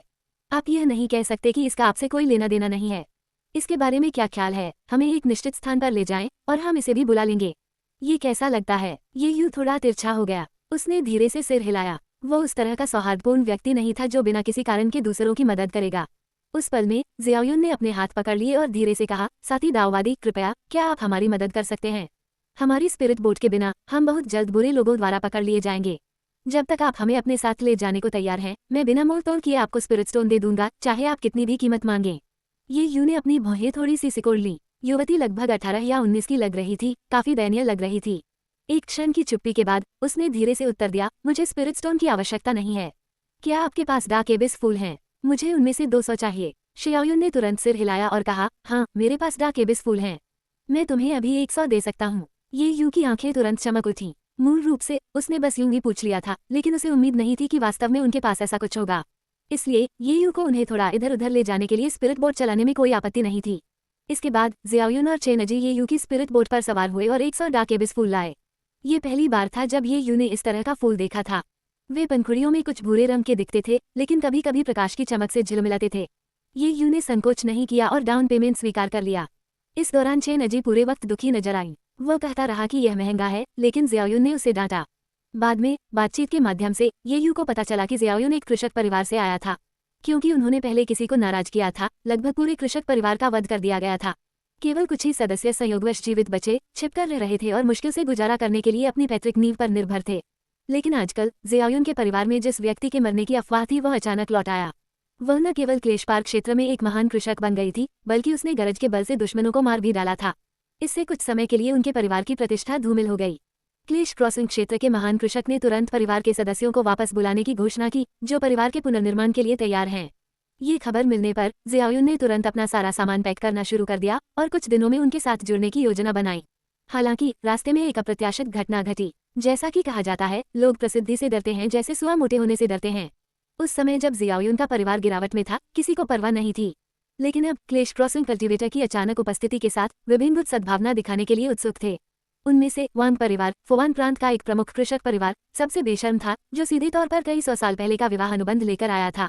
जब उसने विवाह अनुबंध देखा तो ज़ियाओयुन इतना क्रोधित हुई कि उसका पूरा शरीर कांप गया। जब उसके परिवार को आपदा का सामना करना पड़ा तो जियाओयुन ने मूल रूप से वान परिवार की सुरक्षा की मांग करने के बारे में सोचा था। लेकिन वान परिवार ने मुसीबत में फंसने के डर से तुरंत सगाई रद्द घोषित कर दी और शियाओयुन को वहां से निकाल दिया। उस समय जियाओयुन को पूरी तरह से असहाय महसूस हुआ। यदि पुराना नौकर चेनजी उसके पास नहीं रहता तो वह शायद अपना जीवन समाप्त करने के बारे में सोचती। लेकिन अब एक शक्तिशाली कृषक के अचानक उसके परिवार से उभरने के साथ वान परिवार फिर से विवाह अनुबंध लाता है। यह क्या है? क्या वे मुझे, जियाओयुन को, राजनीतिक विवाह के लिए मात्र एक उपकरण के रूप में लेते हैं? जब वे मुझे चाहते हैं तो उपयोगी होते हैं, जब नहीं चाहते तो छोड़ देते हैं। सपने देखते रहो। जियाओयुन ने वान परिवार के प्रस्ताव को निर्णायक रूप से अस्वीकार कर दिया और बुरी शर्तों पर अलग होकर अपने लोगों के साथ चली गई। किसने सोचा होगा कि वान परिवार शियाओयुन को जबरन शादी के लिए मजबूर करने के इरादे से कृषकों को जबरन वापस ले जाने के लिए भेजेगा। इससे जियाओयुन बेहद भयभीत हो गया। पैकिंग पूरी किए बिना वह जल्दी से अपने लोगों को लेकर स्पिरिट बोट पर भाग गई। फिर वह दृश्य आया जहां उनका सामना ये यू से हुआ। उसकी कहानी सुनने के बाद ये यू आहें भरने के अलावा कुछ नहीं कर सका। ये वास्तव में हलचल भरे शहर में गरीब, सुदूर पहाड़ों में अमीर का मामला था। जियाओयुन ने दुखी भाव से कहा, दाववादी मित्र, जब मैं तुमसे मिला तो मैं वास्तव में अपनी बुद्धि के अंत में था। हमारे साथ यात्रा करने वाले भाड़े के किसान युद्ध में मारे गए हैं। केवल अंकल चेन बचे हैं। यदि आप उपस्थित नहीं होते तो हम वास्तव में नहीं जानते कि क्या करना है। कृपया मुझे एक बार फिर से अपना आभार व्यक्त करने दें। एक बार जब हम सफलतापूर्वक अपने परिवार में लौट आएंगे तो मैं धन्यवाद के प्रतीक के रूप में अन्य 100 उच्च श्रेणी के स्पिरिट स्टोन देने को तैयार हूँ। कृपया उन्हें स्वीकार करें। इन शब्दों को सुनकर चेनजी ने तुरंत अपना हाथ लहराया और कहा, मालकिन, अकेले 200 डाकेबिस फूल पहले से ही अमूल्य हैं। अन्य 100 उच्च श्रेणी के स्पिरिट पत्थर जोड़ना बहुत अधिक होगा। अंकल चेन, कृपया ऐसा मत कहें। केवल 100 स्पिरिट स्टोन भी दाओइस्टे की नज़र में नहीं आ सकते। इस स्पिरिट बोर्ड से क्या आप ये नहीं बता सकते कि दाओइस्टे के पास निश्चित रूप से स्पिरिट स्टोन्स की कमी नहीं है? ये सिर्फ अपना आभार व्यक्त करने का हमारा तरीका है। कृपया उन्हें स्वीकार करें। शियाओयुन ने एक बार फिर ये यू को प्रणाम करते हुए कहा। ये कहा जाना चाहिए, बड़े कुलों के लोग वास्तव में भिन्न होते हैं। गिरावट में भी वे अभी भी सैकड़ों उच्च श्रेणी के स्पिरिट पत्थर का उत्पादन कर सकते हैं। यह 1000 मध्यम श्रेणी के स्पिरिट पत्थरों या 10,000 निम्न श्रेणी के स्पिरिट पत्थरों का प्रतिनिधित्व कर सकता है। इतना उदार उपहार ये यू के मना करने का कोई कारण नहीं था। उसने सहमति में सिर हिलाया। लेकिन इससे पहले कि वह कुछ बोल पाता, अचानक स्पिरिट बोट के पीछे से आवाज आई। वहीं रुके, सामने दाववादी मित्र, हम फुवान प्रांत के वान परिवार से हैं। आपकी स्पिरिट बोट पर सवार महिला हमारे वान परिवार की युवा मालकिन है। कृपया उसे हमें सौंप दें। वान परिवार निश्चित रूप से आपको उदारता से पुरस्कृत करेगा। क्या मेरे सपनों में पत्नियां असली हैं? अध्याय 98। ये यू ने मुड़कर देखा। उसने कठोर चेहरे वाले 3 अधेड़ उम्र के लोगों को स्पिरिट बोट के पीछे हवा में उड़ते हुए देखा। उन्हें प्रकट होते देखकर जियाओयुन और चेनजी तुरंत पीले पड़ गए। ये 3 लोग वान परिवार के कृषक थे जो हमेशा से उनका अनुसरण करते आ रहे थे। उन्होंने कभी यह आशा नहीं की थी कि वे उन्हें यहाँ तक खोज निकालेंगे। चेनजी ने अपनी मुट्ठियां कसकर भींच लीं। वह अचानक जियाओयुन के सामने घुटने टेक दिया। मालकिन, अब से यह बूढ़ा नौकर आपके साथ नहीं जा सकेगा। कृपया भविष्य में ध्यान रखें। मैं आपका समय निकालने की पूरी कोशिश करूंगा। ये कहने के बाद चेनजी मुड़ने और जाने के लिए तैयार हो गए। लेकिन जियाओयुन ने आगे बढ़कर उसे रोक दिया। अंकल चेन, मैं थक गया हूँ। मैं अब और नहीं दौड़ूंगा। जैसे ही उसने ये कहा, जियाओयुन के चेहरे पर एक कड़वी मुस्कान आ गई। वास्तव में वह उस भाग्य का अनुमान लगा सकती थी जो वान परिवार द्वारा पकड़े जाने के बाद उसका इंतजार कर रहा था। वे निश्चित रूप से जल्द अवसर मिलते ही परिवार के किसी प्रत्यक्ष वंशज से उसकी शादी करा देंगे। विवाह अनुबंध को पूरा करें और फिर उसे बांधने के लिए बच्चों का उपयोग करें। उस दिन तक जब जियाओयुन ने अपने बच्चों द्वारा नर्म होकर वान परिवार के प्रति शत्रुता छोड़ दी, फिर वे उसे परिवार में लौटने देंगे और उसके वंश को स्वीकार करेंगे, जिससे क्लेश क्रॉसिंग दायरे के भव्य कृषक का समर्थन प्राप्त हुआ। इससे एक बार फिर वान परिवार की ताकत बढ़ेगी। बेशक और भी घृणित तरीके थे, जैसे राक्षसी संप्रदाय की गोलियां या मन को नियंत्रित करने वाली तकनीकें। आखिरकार वान परिवार जो चाहता था वह केवल एक क्लेश क्रॉसिंग कल्टीवेटर के साथ संबंध स्थापित करना था।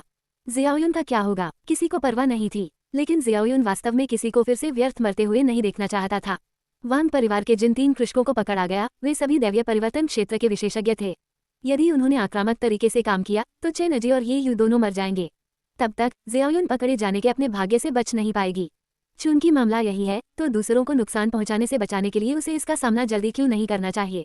ये ठीक इसलिए था क्योंकि वह ये समझती थी कि जियाओयुन ने ऐसा निर्णय लिया। युवा मिस, आप ऐसा नहीं कर सकती। इस पुराने नौकर को एक मौका दे और मैं निश्चित रूप से उन्हें विलंबित कर दूंगा। चेनजी ने अपना सिर जमीन पर पटक दिया। उसकी आवाज पहले से ही कांप रही थी। इस समय उसे वास्तव में अपने निम्न साधना स्तर पर पछतावा हुआ। अन्यथा वह जियाओयुन को ऐसी दुविधा में नहीं पड़ने देता। लेकिन जियाओयुन ने फिर भी दृढ़ता से अपना सिर हिलाया। वह सीधे स्पिरिट बोट के पीछे की ओर चली गई। जैसे ही वह ये यू के पास से गुजरी, उसने अपनी उंगलियों से भंडारण की अंगूठी उतार दी और उसके हाथ में रख दी। उसने हार्दिक ईमानदारी के साथ अपनी आवाज सुनाई, दाविस्टिये, मुझे सवारी देने के लिए धन्यवाद। चिंता मत करो, मैं तुम्हें नीचे नहीं खींचूंगी। इस स्टोरेज रिंग में वे चीजें हैं जो आप चाहते हैं और इन वर्षों से मेरी बचत है। आपसे मिलना भाग्य था, इसलिए मैं ये सब आपको दे रहा हूँ। कृपया अंकल चेन को सुरक्षित स्थान पर ले जाएं। मैं इसके लिए आप पर भरोसा कर रहा हूँ। ये सुनकर ये यू के हाव भाव बेहद अजीब हो गए। जियाओयुन को चलती लाश की तरह जाते हुए देखकर उसने तुरंत पूछा, तुम क्या कर रहे हो? इस प्रश्न ने शियाओयुन को अचंभित कर दिया। वांग परिवार के किसान आक्रामक तरीके से आगे बढ़ रहे थे और उनकी खेती का स्तर गहरा था। जियाओयुन को विश्वास नहीं था कि ये यू 200 डाक एबिस फूलों के लिए वांग परिवार का सामना करेगा। इसके अलावा वो इसके लिए सक्षम नहीं लग रहे थे, तो फिर यह प्रश्न पूछने की जहमत क्यों उठाई जाए? जियाओयुन वास्तव में हैरान था। उसे चुप देखकर ये यू ने अपने हाथ में मौजूद स्टोरेज रिंग पर अपनी पकड़ मजबूत कर ली। मैंने आपका यात्रा किराया स्वीकार कर लिया है, यहीं रहें और निश्चिंत रहें, ये यू ने जियाओयुन को पीछे खींचते हुए कहा। फिर शांत भाव के साथ वह स्पिरिट बोट के पिछले हिस्से की ओर छलांग लगा दी। वांग परिवार के 3 कृषकों का सीधे सामना करते हुए उन्होंने गहरी आवाज में कहा, मुझे परवाह नहीं है कि वो आपके परिवार की मालकिन है। चूंकि उसने अपना किराया मुझे दे दिया है, मैं उसे सुरक्षित रूप से उसके गंतव्य तक पहुंचाऊंगा। इसलिए आप अब जा सकते हैं। इस बयान से वांग परिवार के 3 कृषकों के चेहरे काफी गहरे उतर गए। फुवान प्रांत में वांग परिवार खेती की दुनिया में एक शीर्ष स्तरीय परिवार था जिसका अत्यधिक प्रभाव था। किसी ने उनका विरोध करने का साहस नहीं किया। ये 3 कृषक वांग परिवार की तीसरी पीढ़ी के कुलीन वर्ग में से थे, वांग लिनकाई, वांग लिनकियाओ और वांग लिनजुन। वे सभी दिव्य परिवर्तन क्षेत्र के कृषक थे। वे अपनी गहन साधना के कारण अहंकारी और दबंग होने के आदी थे। यदि ये यू की स्पिरिट बोट इतनी डरावनी और असाधारण नहीं होती तो वे इतनी सभ्यता से बात नहीं करते। लेकिन गोल्डन कोर स्टेज कल्टीवेटर ये यू को इतना असम्मानजनक ढंग से बोलने का साहस देखकर वे तुरंत क्रोधित हो गए। वांग लिनजुन ने अपनी आवाज वांग लिनकाई और वांग लिनकियाओ तक पहुंचाई। भाइयों, मैंने पहले ही अपनी आध्यात्मिक समझ से खोज कर ली है। शियाओयुन और उस बूढ़े आदमी के अलावा स्पिरिट बोट पर केवल यही व्यक्ति है। क्यों न अभी उसे मार दिया जाए और मुसीबत से बचा लिया जाए। वांग लिनकियाओ ने अपनी भौहें थोड़ी सी सिकोड़ ली। ये स्पिरिट बोट बहुत विशाल और काफी असाधारण है। ये बच्चा किसी प्रमुख संप्रदाय का प्रत्यक्ष अनुयायी हो सकता है। जल्दबाजी में काम करने से परेशानी हो सकती है। कोई परेशानी नहीं है, बस अपने हाथ और पैर साफ रखें, वांग लिनकाई ने निर्णायक रूप से कहा। तुरंत उसने कुछ हाथ की मोहरें बनाई और उसके सामने कई उग्र ड्रैगन संघनित हो गए। उन्होंने स्पिरिट बोट पर ये यू की ओर गोली चलाई। इस दृश्य को देखकर जियाओयुन मदद नहीं कर सका लेकिन चिल्लाया, मत करो। हालांकि ये यू बेहद शांत दिखाई दे रहा था, बिल्कुल भी चकमा नहीं दे रहा था या बच नहीं रहा था। जैसे ही उग्र ड्रैगन स्पिरिट बोट से टकराने वाले थे, अचानक एक नीला अवरोधक दिखाई दिया जिसने इन सभी ड्रैगन को बाहर रोक दिया। जियाओयुन और चेनजी के चेहरे काफी बदल गए। उन्हें अपनी आंखों पर विश्वास नहीं हो रहा था। ये सिर्फ वे ही नहीं थे जो इस पर विश्वास नहीं कर सकते थे। यहाँ तक कि वांग लिनकाई, वांग लिनकियाओ और वांग लिनजुन भी दंग रह गए। मध्य दिव्य परिवर्तन क्षेत्र के कल्टीवेटर से पूर्ण शक्तिशाली प्रहार, इस तरह अवरुद्ध। ऐसा लग रहा था जैसे ये स्पिरिट बोट पर रक्षात्मक संरचना थी। क्या आप मजाक कर रहे हैं? एक स्पिरिट बोट पर रक्षात्मक संरचना इतनी शक्तिशाली कैसे हो सकती है? ये बिल्कुल अकल्पनीय है, वांग लिनकाई ने ठंडे स्वर में चिल्लाया। एक साथ हमला करो। चूंकि शत्रुता दिखाई गई है, इसलिए उन्हें खतरे को पूरी तरह खत्म करना होगा, अन्यथा ऐसे शत्रु को जीवित छोड़ने से निश्चय ही बड़ी मुसीबत खड़ी हो जाएगी। आखिरकार इतनी भयानक स्पिरिट बोट का मालिक कोई सामान्य व्यक्ति नहीं हो सकता। बिना किसी हिचकिचाहट के वांग लिनकियाओ और वांग लिनजुन तुरंत हमला करने में वांग लिनकाई के साथ शामिल हो गए। उनके संयुक्त प्रयास के तहत लगभग 100 मील लंबा फ्लेम ड्रैगन तुरंत संघनित हो गया। इससे निकलने वाली गर्म तरंगों ने आसपास के दृश्य को विकृत कर दिया। हालांकि इतने भयानक हमले के बाद भी इसे स्पिरिट बोट की रक्षात्मक संरचना द्वारा आसानी से अवरुद्ध कर दिया गया था। ये यू मंद मंद मुस्कुराया। अपने दिल में उन्होंने एक बार फिर महान कियान राजवंश की शिल्प कौशल की प्रशंसा की। चरम दैवीय परिवर्तन क्षेत्र से पूर्ण शक्ति वाले हमले का सामना करने का वादा, और इसने वास्तव में इसका सामना किया। इसके विज्ञापन में कोई अतिशयोक्ति नहीं थी। कितना विश्वसनीय बचाव है। इस समय जियाओयुन अविश्वसनीय रूप से प्रभावित हुआ। उसने कभी उम्मीद नहीं की थी कि वे वास्तव में इससे जीवित बाहर निकलेंगे। दाओइस्ट या यू की स्पिरिट बोट वास्तव में इस हद तक शक्तिशाली है। ऐसा लगता है कि वे इस बार सुरक्षित लौट सकते हैं। जब तक वे परिवार में वापस आते हैं, वांग परिवार निश्चित रूप से उनका पीछा जारी रखने की हिम्मत नहीं करेगा। तब तक जियाओयुन सबसे पहले जो काम करेगा वह है क्लेश क्रॉसिंग क्षेत्र के कृषक से कार्रवाई करने के लिए कहना, वांग परिवार का सफाया करने और उनके परिवार की प्रतिष्ठा बहाल करने के लिए। लेकिन जियाओयुन को उम्मीद नहीं थी कि स्थिति, जो पहले से ही उनके पक्ष में थी, ये यू की एक रहस्यमय कार्रवाई के कारण अचानक बदल जाएगी। अचानक उसने स्पिरिट बोट की सुरक्षा से बाहर निकलकर एक कदम आगे बढ़ाया। इस दृश्य ने वांग परिवार के 3 कृषकों को आश्चर्यचकित कर दिया। वे इस बात पर विचार कर रहे थे कि स्पिरिट बोट की सुरक्षा को कैसे तोड़ा जाए। लेकिन ये यू वास्तव में क्या कर रहा है? खजाना रखना और उसका उपयोग न करना, इसका क्या मतलब है? क्या वह पागल है? सभी की आश्चर्यचकित निगाहों के बीच ये यू के शरीर से एक घनी काली आभा निकल रही थी। उन्होंने शांति से कहा, मुझसे मिलना यह आपका दुर्भाग्य है। क्या मेरे सपनों में पत्नियां असली हैं? अध्याय 99। आधे घंटे बाद सब कुछ शांत हो गया। वांग परिवार के 3 कृषक पूरी तरह से गायब हो गए थे। जियाओयुन और चेनजी ने ये यू की ओर जो नजर डाली वह धरती को चकनाचूर कर देने वाले बदलावों से भरी थी। तुम्हें पता होना चाहिए, हालांकि उनका परिवार पतन की ओर बढ़ गया था, लेकिन इसका मतलब यह नहीं था कि उन्होंने पहले दुनिया नहीं देखी थी। इसके विपरीत उन्होंने कई प्रतिभाएं देखी थीं, यहाँ तक कि विशेषज्ञ भी जो हर क्षेत्र में मार कर सकते थे। हालांकि अभी जो कुछ हुआ वो उनकी समझ से बिल्कुल परे था। हत्या करने के लिए 2 प्रमुख साधना क्षेत्रों को पार करना, ये कुछ ऐसा था जिसने खेती की दुनिया में सामान्य ज्ञान को चुनौती दी। उन्होंने ऐसा सपने में भी देखने की हिम्मत नहीं की, लेकिन ये यू ने वास्तव में ऐसा किया था। अपने हाथ के झटके से उन्होंने आत्मा को बुलाने वाले बैनर का इस्तेमाल किया। अनगिनत प्रताड़ित आत्माएं विलाप करने लगीं और चिल्लाने लगीं, जिससे 3 वांग परिवार के कृषकों की गतिविधियों पर रोक लग गई। बाद में उसने उनके हमलों को नजरअंदाज कर दिया। अचानक आ गया और एक हाथ से उसने एक व्यक्ति का सिर पकड़ लिया। कुछ ही सांसों में वो शख्स सूखी लाश में तब्दील हो चुका था। निम्नलिखित घटनाएं इसी प्रकार घटित हुईं। एक बार जब वांग परिवार के 3 लोग मर गए तो ये यू पहले ही स्वर्गीय गोल्डन कोर क्षेत्र से सीधे मध्य नवजात आत्मा क्षेत्र में आगे बढ़ चुका था। उसके तरीके बेहद डरावने थे, निस्संदेह एक राक्षसी कृषक। फिर भी जियाओयुन ने अपने डर को दबाने के लिए संघर्ष किया और अपना आभार व्यक्त करते हुए फिर से ये यू के पास पहुंची। हालांकि उन्होंने एक शब्द भी नहीं कहा, बस जवाब में अपना हाथ लहराया। शियाओयुन के मन में इसके प्रति कोई नाराजगी नहीं थी। उसने तुरंत अपना सिर झुकाया और पीछे हट गई। शक्तिशाली व्यक्तियों के पास स्वाभाविक रूप से काम करने के अपने तरीके होते हैं। ये बात जियाओयुन ने अच्छी तरह समझ ली। इसके अलावा चाहे ये यू एक राक्षसी कृषक था या एक धर्मी कृषक था, जब तक वो उन्हें सुरक्षित रूप से उनके परिवार तक वापस ले जा सकता था, वह स्वर्ग के नीचे सबसे बड़ा परोपकारी था। जहाँ तक उसके तरीकों की बात है, वे कोई मायने नहीं रखते। हालांकि जियाओयुन वास्तव में जिज्ञासु था। ये यू की असली पहचान वास्तव में क्या थी? वो बहुत युवा दिखता था, फिर भी उसके पास इतनी जबरदस्त ताकत और बेहद उच्च श्रेणी की स्पिरिट बोर्ड थी। क्या ऐसा हो सकता है कि ये यू किसी प्रमुख व्यक्ति का प्रत्यक्ष शिष्य था, या शायद राक्षसी मार्ग का एक विलक्षण शिष्य था? और इस समय चेन अजी चुपचाप जियाओयुन के पक्ष में आ गए। वह फुसफुसाया, मालकिन, चूंकि आपने पहले ही परिवार में लौटने का फैसला कर लिया है, तो तार्किक रूप से कबीले के भीतर विवाह के सभी मामलों को कबीले के नेता द्वारा अनुमोदित किया जाना चाहिए। शायद उसने पहले से ही आपकी शादी की तैयारी कर ली है। तो कुछ लोग हैं, कुछ मामले हैं, बस इसके बारे में सोचें और जाने दें, इसमें शामिल ना हो। ये सुनकर जियाओयुन का चेहरा लाल हो गया। स्पष्ट रूप से चेन अजी ने सोचा कि उसे ये यू पर क्रश था। ऐसा कैसे हो सकता है? अंकल चेन, आपको बकवास नहीं करनी चाहिए, मेरे ऐसे विचार नहीं हैं। ये बेहतर है यदि आप नहीं करते हैं, ये बेहतर है यदि आप नहीं करते हैं। चेन अजी ने मुस्कुराते हुए धीरे से अपना सिर नीचे किया। महिलाएं ही महिलाएं, वे हमेशा एक बात कहती हैं लेकिन उसका मतलब कुछ और होता है। केवल आधे घंटे में आपने उस पर 67 बार नजर डाली और अब कहते हैं कि आप उसे पसंद नहीं करते। जियाओयुन ने आसपास की ओर देखने के लिए पलटी, लेकिन उसकी नजरें अनायास ही ये यू की ओर चली गईं। दरअसल ये शख्स काफी हैंडसम है। यदि वह वांग परिवार का युवा स्वामी होता तो शायद वह इतनी दूर नहीं भागती। लेकिन सब कुछ काल्पनिक था और चेन अजी सही थे। भले ही वे अपने परिवार का पुनर्निर्माण करना चाहते हों, प्रारंभिक विकास में निश्चित रूप से विवाह संबंध शामिल होंगे। दोनों पक्षों को एक परिवार में बदलने से उस तरह का रिश्ता काफी मजबूत होगा। इसलिए कुछ चीजों पर वास्तव में ज्यादा विचार नहीं किया जाना चाहिए। दूसरी ओर ये यू गहराई से ध्यान केंद्रित कर रहा था, 3 वान परिवार के कृषकों से प्राप्त शक्ति को अवशोषित कर रहा था। यद्यपि वे दैवीय परिवर्तन क्षेत्र में थे, लेकिन उनकी नींव ठोस नहीं थी। इसलिए इन तीनों को अपनी खेती के लिए ईंधन में बदलने के बाद भी ये यू का दायरा केवल 3 छोटे चरणों से ही आगे बढ़ पाया था। हालांकि वान परिवार की अग्नि तत्व तकनीकें काफी अच्छी थीं। स्पिरिट डिवोरिंग तकनीक की मदद से ये यू ने अपनी तकनीकों को पूरी तरह से एकीकृत करने में 1 और घंटा बिताया। वे शीर्ष स्तर के नहीं थे, लेकिन कम से कम वे अग्नि तत्व तकनीकें थीं।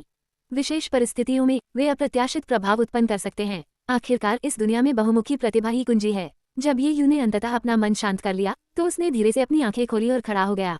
उसने पाया कि स्पिरिट बोट एक सुरम्य घाटी में आ गई है। यहाँ का दृश्य मनमोहक था, जिससे ये यू को डेजा वू का एहसास हो रहा था। ऐसा लगा मानो वो पहले भी यहाँ आ चुका हो, लेकिन जब इस जगह की पहचान करने की बात आई तो ये यू इस पर अपनी उंगली नहीं रख सका। उत्सुकतावश वो जियाओयुन के पास गया और फुसफुसाया, हम कहाँ हैं? जियाओयुन, जो सैकड़ों वर्षों से वापस नहीं आई थी, यहाँ पहुँचने के बाद उसे अपने दिल में एक अजीब सी भावना महसूस हुई। परिचित माहौल को महसूस करते हुए उसने तुरंत अपनी बाहें खोली और फुसफुसाई, यह मेरे बचपन का घर है, हमारे परिवार की जगह। ये सुनकर ये यू के होंठ हल्के से हिल गए। महिलाएं जब बोलती हैं तो वास्तव में बहुत असभ्य होती हैं। मैं पूछता हूँ कि यह कहाँ है और आप कहते हैं कि यह आपका घर है। क्या आप सिर्फ जगह का नाम नहीं बता सकते? आप अपनी धारणाओं को लेकर काफी साहसी हैं। इससे पहले कि ये यू पूछताछ जारी रख पाता, जियाओयुन अचानक मुड़ा और बोला, दाववादी, मैंने तुम्हें अपनी बड़ी बहन से मिलवाने का फैसला किया है। वह क्लेश क्रॉसिंग क्षेत्र में एक महान कृषक है। ये यू ने मना नहीं किया। मध्य महाद्वीप में क्लेश क्रॉसिंग चरण में एक कृषक निश्चित रूप से शिखर पर है। जान पहचान बनाने में कोई हर्ज नहीं होगा। कौन जानता है, अगर वो खुश हो तो वह जियाओयुन को बचाने के लिए उसे धन्यवाद देने के लिए कुछ उच्च श्रेणी की कलाकृतियां भी ला सकती है। इसे ध्यान में रखते हुए ये यू ने स्पिरिट बोट को दूर रखा और शियाओयुन और चेन अजी के साथ मिलकर घाटी की ओर उड़ान भरी। यहाँ ये यू ने बर्बादी के कई दृश्य देखे। जमीन पर घास फूस उगाया था, लेकिन वहाँ पहले से ही लगभग 1 दर्जन युवा पुरुष और महिलाएं इकट्ठा थे। वे जमीन पर खड़े थे, मानो किसी चीज का इंतजार कर रहे हों। जियाओयुन को किसी को अपने पास लाते देख एक खूबसूरत दिखने वाली महिला ने गहरी आवाज में कहा, जियाओयुन, आप किसी बाहरी व्यक्ति को यहाँ क्यों लाए? क्या आप नियम नहीं जानते? वक्ता जियाओयुन के चचेरे भाई जियांगमेई थे। जियांगमेई के शब्दों ने तुरंत दूसरों का ध्यान खींचा। उन सभी ने अपनी निगाहें ये यू और चेनजी की ओर कर ली। वास्तव में जियाओयुन एक आपदा से बचकर राहत महसूस कर रहा था, बहुत खुश था और नियमों को भूल गया था। ये परिवार का पैतृक हॉल स्थल है। नियमों के अनुसार केवल परिवार के सीधे वंशज ही प्रवेश कर सकते हैं। जहाँ तक अन्य परिचारकों या यहाँ तक कि नाजायज बच्चों का सवाल है, उन्हें पास आने की अनुमति नहीं है। प्रिय युवा स्वामियों और देवियों, मैं भ्रमित दिमाग वाला एक बुरा नौकर होने के नाते नियम भूल गया। कृपया मुझे क्षमा करें, मैं अब चला जाऊंगा। चेनजी थोड़ा झुका और इतना कहने के बाद वह ये यू को दूर खींचने वाला था। जियाओयुन का चेहरा लाल हो गया। उसने यहाँ ये यू को अपनी बहन से मिलवाने की योजना बनाई थी, लेकिन अब उन्हें सीधे भगाया जाने वाला था। पब फ्यूचर द्वारा विज्ञापन। पब फ्यूचर विज्ञापन। तुरंत उसने गहरी आवाज में कहा, अंकल चेन डाओइस्टिए, अगर आप जा रहे हैं तो मैं आपके साथ चलूंगी। मुझे यहाँ रहने की जरूरत नहीं है। इसी समय पूर्व दिशा से प्रकाश की एक किरण चमकी। इस स्थिति को देखकर शांत दिखने वाले एक मध्यम आयु वर्ग के व्यक्ति ने गंभीरता से कहा, ये बहुत हो गया। कबीले का नेता यहाँ पहुँचने वाला है। जियाओयुन, अपने लोगों को ले जाओ और कोने में खड़े होकर प्रतीक्षा करो। सैकड़ों साल अलग रहने के बाद अब जल्दबाजी मत करो। इस बयान ने जियाओयुन को तुरंत चुप करा दिया। वक्ता उनके साथियों में बड़े भाई वंगचुआन थे। उनकी बहुत प्रतिष्ठा थी। यदि उसकी बहन को क्लेश क्रॉसिंग क्षेत्र में सफलता नहीं मिली होती तो वह निस्संदेह अगला कबीले नेता होता। जब से उसने बात की, जियाओयुन ने अवज्ञा करने की हिम्मत नहीं की। वो केवल ये यू की ओर माफी की नजर डाल सकी, फिर उसे और चेनजी को इंतजार करने के लिए कोने में ले गई। जियांगमेई ने ठंडे स्वर में कहा, उसकी आंखें तिरस्कार से भर गईं। फिर आकाश में रोशनी और भी तेज हो गई। वांगचुआन ने तुरंत सबसे पहले सिर झुकाया और कहा, हम वो कबीले के नेता बू लिनफे के आगमन का सम्मानपूर्वक स्वागत करते हैं। ये सुनकर ये यू की अभिव्यक्ति तुरंत बदल गई। क्या मेरे सपनों में पत्नियां असली हैं? अध्याय 100। शियाओयुन ने ये यू की असामान्य अभिव्यक्ति पर ध्यान दिया, इसलिए उसने टेलीपैथिक रूप से पूछा, फेलो डाओइस्टिए, क्या गलत है? क्या आप असहज महसूस कर रहे हैं? आप एक कृषक परिवार से आते हैं जिसका उपनाम बू है। आपका उपनाम बू कैसे हो सकता है? ये यू की अभिव्यक्ति जटिल थी। इस सवाल ने शियाओयुन को हैरान कर दिया। हाँ, हमारा उपनाम बू है। मेरा पूरा नाम बू शियाओयुन है। डाओइस्टिए, क्या आप हमारे बू परिवार से किसी को जानते हैं? ये यू आहें भरने के अलावा कुछ नहीं कर सका। न केवल मैं जानता हूँ, बल्कि वास्तव में मुझे आपके बू परिवार कबीले के नेता का दाव साथी होना चाहिए। बू लिनफे। तीसरे स्वप्न अनुकरण में वह महिला थी जिसकी ये यू के साथ तय सगाई हुई थी। दुर्जय शक्ति और भाग्य के कारण उसे स्वर्ग की बेटी माना जाता था। यदि उस समय गुयुआन संप्रदाय का वह शिष्य नहीं होता जिसने अनजाने में उस सपने में ये यू के यूवूसी के साथ संबंध का खुलासा कर दिया होता, तो शायद ये यू आसानी से अपनी दोनों पत्नियों के साथ रह सकता था। एक साथ स्वर्गीय क्षेत्र में आरोहण। सच कहूं तो बू लिनफे हर पहलू में परिपूर्ण थी। उनकी प्रतिभा असाधारण थी, उनकी सुंदरता अद्वितीय थी और उनका स्वभाव सौम्य कोमल था। लेकिन एकमात्र दोष उसका आवेग था। अगर उसने ये यू को खुद को समझाने के लिए और मौके दिए होते तो शायद चीजें उस तरह खत्म नहीं होती जैसा हुआ। ये यू ने अपनी भौहें कसकर सिकोड़ ली। उस पिछले सपने के परिणाम ने उसे अभी भी बहुत बेचैन कर दिया था। इस प्रकार वो इस बात पर विचार करने लगा कि वह इस स्थान से चुपचाप कैसे खिसक सकता है। हालांकि इस समय पहले ही बहुत देर हो चुकी थी। बू लिनफे धीरे धीरे पास आई। उसके पीछे का आकाश गुलाबी रोशनी से जगमगा रहा था। इस बार वह बड़प्पन की भावना लेकर आई जो सपने से भी अधिक स्पष्ट थी। उसकी अभिव्यक्ति शांत थी, न हर्षित न दुखी। उस नाजुक युवा महिला का आचरण गायब हो गया था जो कभी ये यू के पास रहती थी। इस स्थिति को देखकर ये यू ने तुरंत आभा छुपाने की तकनीक अपनाई।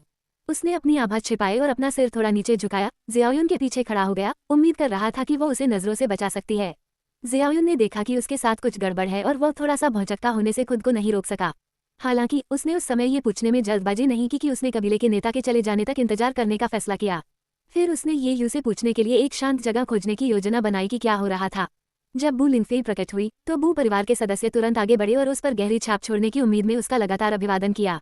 इस दृश्य ने ये यू को बहुत सुविधा प्रदान की, जिससे बू लिनफे को अपने पीछे देखने का समय नहीं मिला। जैसे ही ये यू ने सोचा कि वो किसी का ध्यान आकर्षित किए बिना फिसल सकता है, बू लिनफे ने अपनी चौड़ी आस्तीन लहराई और शांति से कहा, हर कोई चुप रहो। बू परिवार के शिष्यों ने तुरंत अपने हाथ जोड़ लिए और चुप हो गए। आजकल बू लिनफे न केवल बू परिवार का सर्वोच्च कृषक है, बल्कि इसके कबीले का नेता भी है। सभी को अब भी उम्मीद है कि वो बू परिवार को फिर से गौरव की ओर ले जा सकती है। इसलिए स्वाभाविक रूप से कोई भी उनकी बातों का विरोध करने की हिम्मत नहीं करता। बू लिनफे ने धीरे से कहा, मैंने आज आप सभी को यहाँ न केवल बू परिवार के पुनर्निर्माण के लिए इकट्ठा किया है, बल्कि एक अन्य मामले के लिए भी इकट्ठा किया है। मुझे आशा है कि आप अपने संसाधनों का उपयोग करके ये यू नाम के किसी व्यक्ति को ढूंढने में मेरी मदद कर सकते हैं। ये सुनकर जियाओयुन और चेनजी तुरंत अंदर तक हिल गए। बू परिवार कबीले का नेता ये यू की तलाश कर रहा है। ये किस बारे में हो सकता है? जियाओयुन का चेहरा तुरंत पीला पड़ गया। उसे यकीन था कि यह कुछ भी अच्छा नहीं था, अन्यथा ये यू उसके पीछे क्यों छिपता। हालांकि जियाओयुन वास्तव में उत्सुक था। बू लिनफे ट्रिब्यूलेशन क्रॉसिंग क्षेत्र में एक महान कृषक है, जबकि ये यू की खेती का स्तर काफी अलग है। उनके बीच कुछ कैसे हो सकता है? बू जियांगमेई ने जियाओयुन के पीछे ये यू और चेनजी पर नजर डाली। जितना अधिक उसने देखा उतना ही अधिक उसने उन्हें आंखों में खटकने वाला पाया। तो उसने कहा, आदरणीय कबीले नेता, मुझे लगता है कि इस चर्चा को रोक देना सबसे अच्छा है।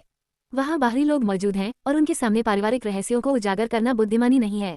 उनके शब्द लक्षित और तीखे थे। उपस्थित लोगों में केवल शियाओयुन ही था जो बाहरी लोगों को लाया था। ये स्पष्ट रूप से उसी पर लक्षित था। ये यू को और भी अधिक क्रोध महसूस हुआ। ये कुत्ता कहाँ से आया? पहले सिर्फ बकवास भौंकना एक बात थी, अब जब वो आखिरकार किसी का ध्यान नहीं जाने वाला था तो उसने सीधे उसे बुलाया। ये पूरी तरह परेशानी पैदा करने वाला था। बू लिनफेई ने थोड़ा भौहें चढ़ाईं। उसने रुखाई से पूछा, ये कौन बाहरी व्यक्ति है जिसके बारे में आप बात कर रहे हैं? बेशक ये बू जियाओयुन द्वारा लाया गया परिचारक है। वास्तव में ये बहुत अपमानजनक और नियमों से अनभिज्ञ है। बू जियांगवेई का लहजा बेहद मजाकिया था। जियाओयुन का चेहरा पीला पड़ गया। वो तुरंत आगे बढ़ने और घुटने टेकने के लिए तैयार हो गई और बू लिनफेई से ये यू के लिए चीजों को मुश्किल न बनाने की विनती करने लगी। इस समय कोई उससे भी तेज था। ये यू ने देखा कि वो इसे टाल नहीं सकता था। वह आगे बढ़ा और गुस्से में बू जियांगवेई की ओर इशारा करते हुए चिल्लाया, तुम बहुत चालाक हो, अगर तुम नहीं बोलोगे तो क्या तुम गला घोंटकर मार डालोगे? मूर्ख! जैसे ही ये शब्द बोले गए उपस्थित सभी लोग स्तब्ध होकर मौन हो गए। किसी ने उम्मीद नहीं की थी कि बू परिवार का कोई व्यक्ति बू लिनफेई के सामने बू परिवार के किसी सदस्य का अपमान करने की हिम्मत करेगा। क्या उसने सचमुच सोचा था कि क्लेश क्रॉसिंग क्षेत्र केवल दिखावे के लिए था? बू जियांगवेई का चेहरा गुस्से से लाल हो गया। उसने तीखे स्वर में कहा, तुम्हें मेरा अपमान करने की हिम्मत कैसे हुई? कबीले नेता, मैं तुमसे मेरे लिए न्याय बनाए रखने के लिए कहती हूँ। बू लिनफेई हर तरफ कांप उठी। जिस क्षण उसने ये यू को देखा उसे कोई अन्य आवाज नहीं सुनाई दी। उसकी नजरों में सिर्फ वही था। अपने पति को देखकर जिसके लिए वो तरस रही थी, बू लिनफेई की आंखें थोड़ी लाल हो गईं। कदम दर कदम वह धीरे धीरे ये यू की ओर चली, मानो डर रहा हो कि कोई भी विघ्न उसे जाने पर मजबूर कर देगा। ये देखकर जियाओयुन ने तुरंत घुटने टेक दिए। कृपया कबीले नेता, उसे माफ कर दो, इस व्यक्ति ने मेरी जान बचाई। बू लिनफेई ने जियाओयुन को पूरी तरह से नजरअंदाज कर दिया। वह सीधे उसके पास से चली और ये यू के सामने आ गई। कांपती आवाज में उसने कहा, पति, मुझे आपकी बहुत याद आती थी। हालांकि उसकी आवाज धीमी थी, लेकिन उपस्थित सभी लोगों के मन में संस्कार थे, इसलिए वे स्वाभाविक रूप से उसे स्पष्ट रूप से सुन सकते थे। पति शब्द बोलने के बाद बू परिवार के सभी सदस्यों के भाव काफी बदल गए। जियाओयुन अपनी जगह पर स्तब्ध रह गया। नुकसान में, पति, ये यू बू लिनफेई का पति कैसे हो सकता है? यदि हाँ, तो वह अभी क्यों छिपना चाहता था? अपनी उलझन के बीच जियाओयुन को भी बेवजह असहजता महसूस हुई। उसने दोबारा मुड़कर ये यू और बू लिनफेई की ओर देखने की हिम्मत नहीं की, जैसे कि कुछ टाल रही हो। इस समय ये यू का दिमाग दौड़ गया। वह अब जानता था कि उसकी याददाश्त खोने का नाटक करने से काम नहीं चलेगा। अन्यथा वह ये नहीं बता सका कि वह जियाओयुन के पीछे क्यों छिपा था। वह ये भी नहीं बता सका कि अभी अभी अपना नाम सुनकर उसने उदासीनता का दिखावा क्यों किया था। इस बीच बू लिनफेई ने ये यू की कमर पर लिचुन जेड को देखा था। यह उच्च श्रेणी की आध्यात्मिक कलाकृतियां स्वयं ने उन्हें व्यक्तिगत रूप से दी थीं। यह उनकी सगाई का प्रतीक भी था। उसके मन में अतीत की यादें उमड़ने लगीं। उसके संपूर्ण चेहरे से आंसू बहते हुए जमीन पर गिर पड़े। कांपते हुए बू लिनफेई ने ये यू का दाहिना हाथ पकड़ लिया। लगातार कहती रही, पतिदेव, आप बोलेंगे क्यों नहीं? क्या आप अब भी मुझसे नाराज हैं? बू लिनफेई की सतर्क उपस्थिति ने ये यू को बहुत व्यथित महसूस कराया। उसने धीरे से एक आह भरी और धीरे से कहा, मुझे भी तुम्हारी याद आती थी। इन सरल 4 शब्दों ने बू लिनफेई को आंसुओं से निःशब्द कर दिया।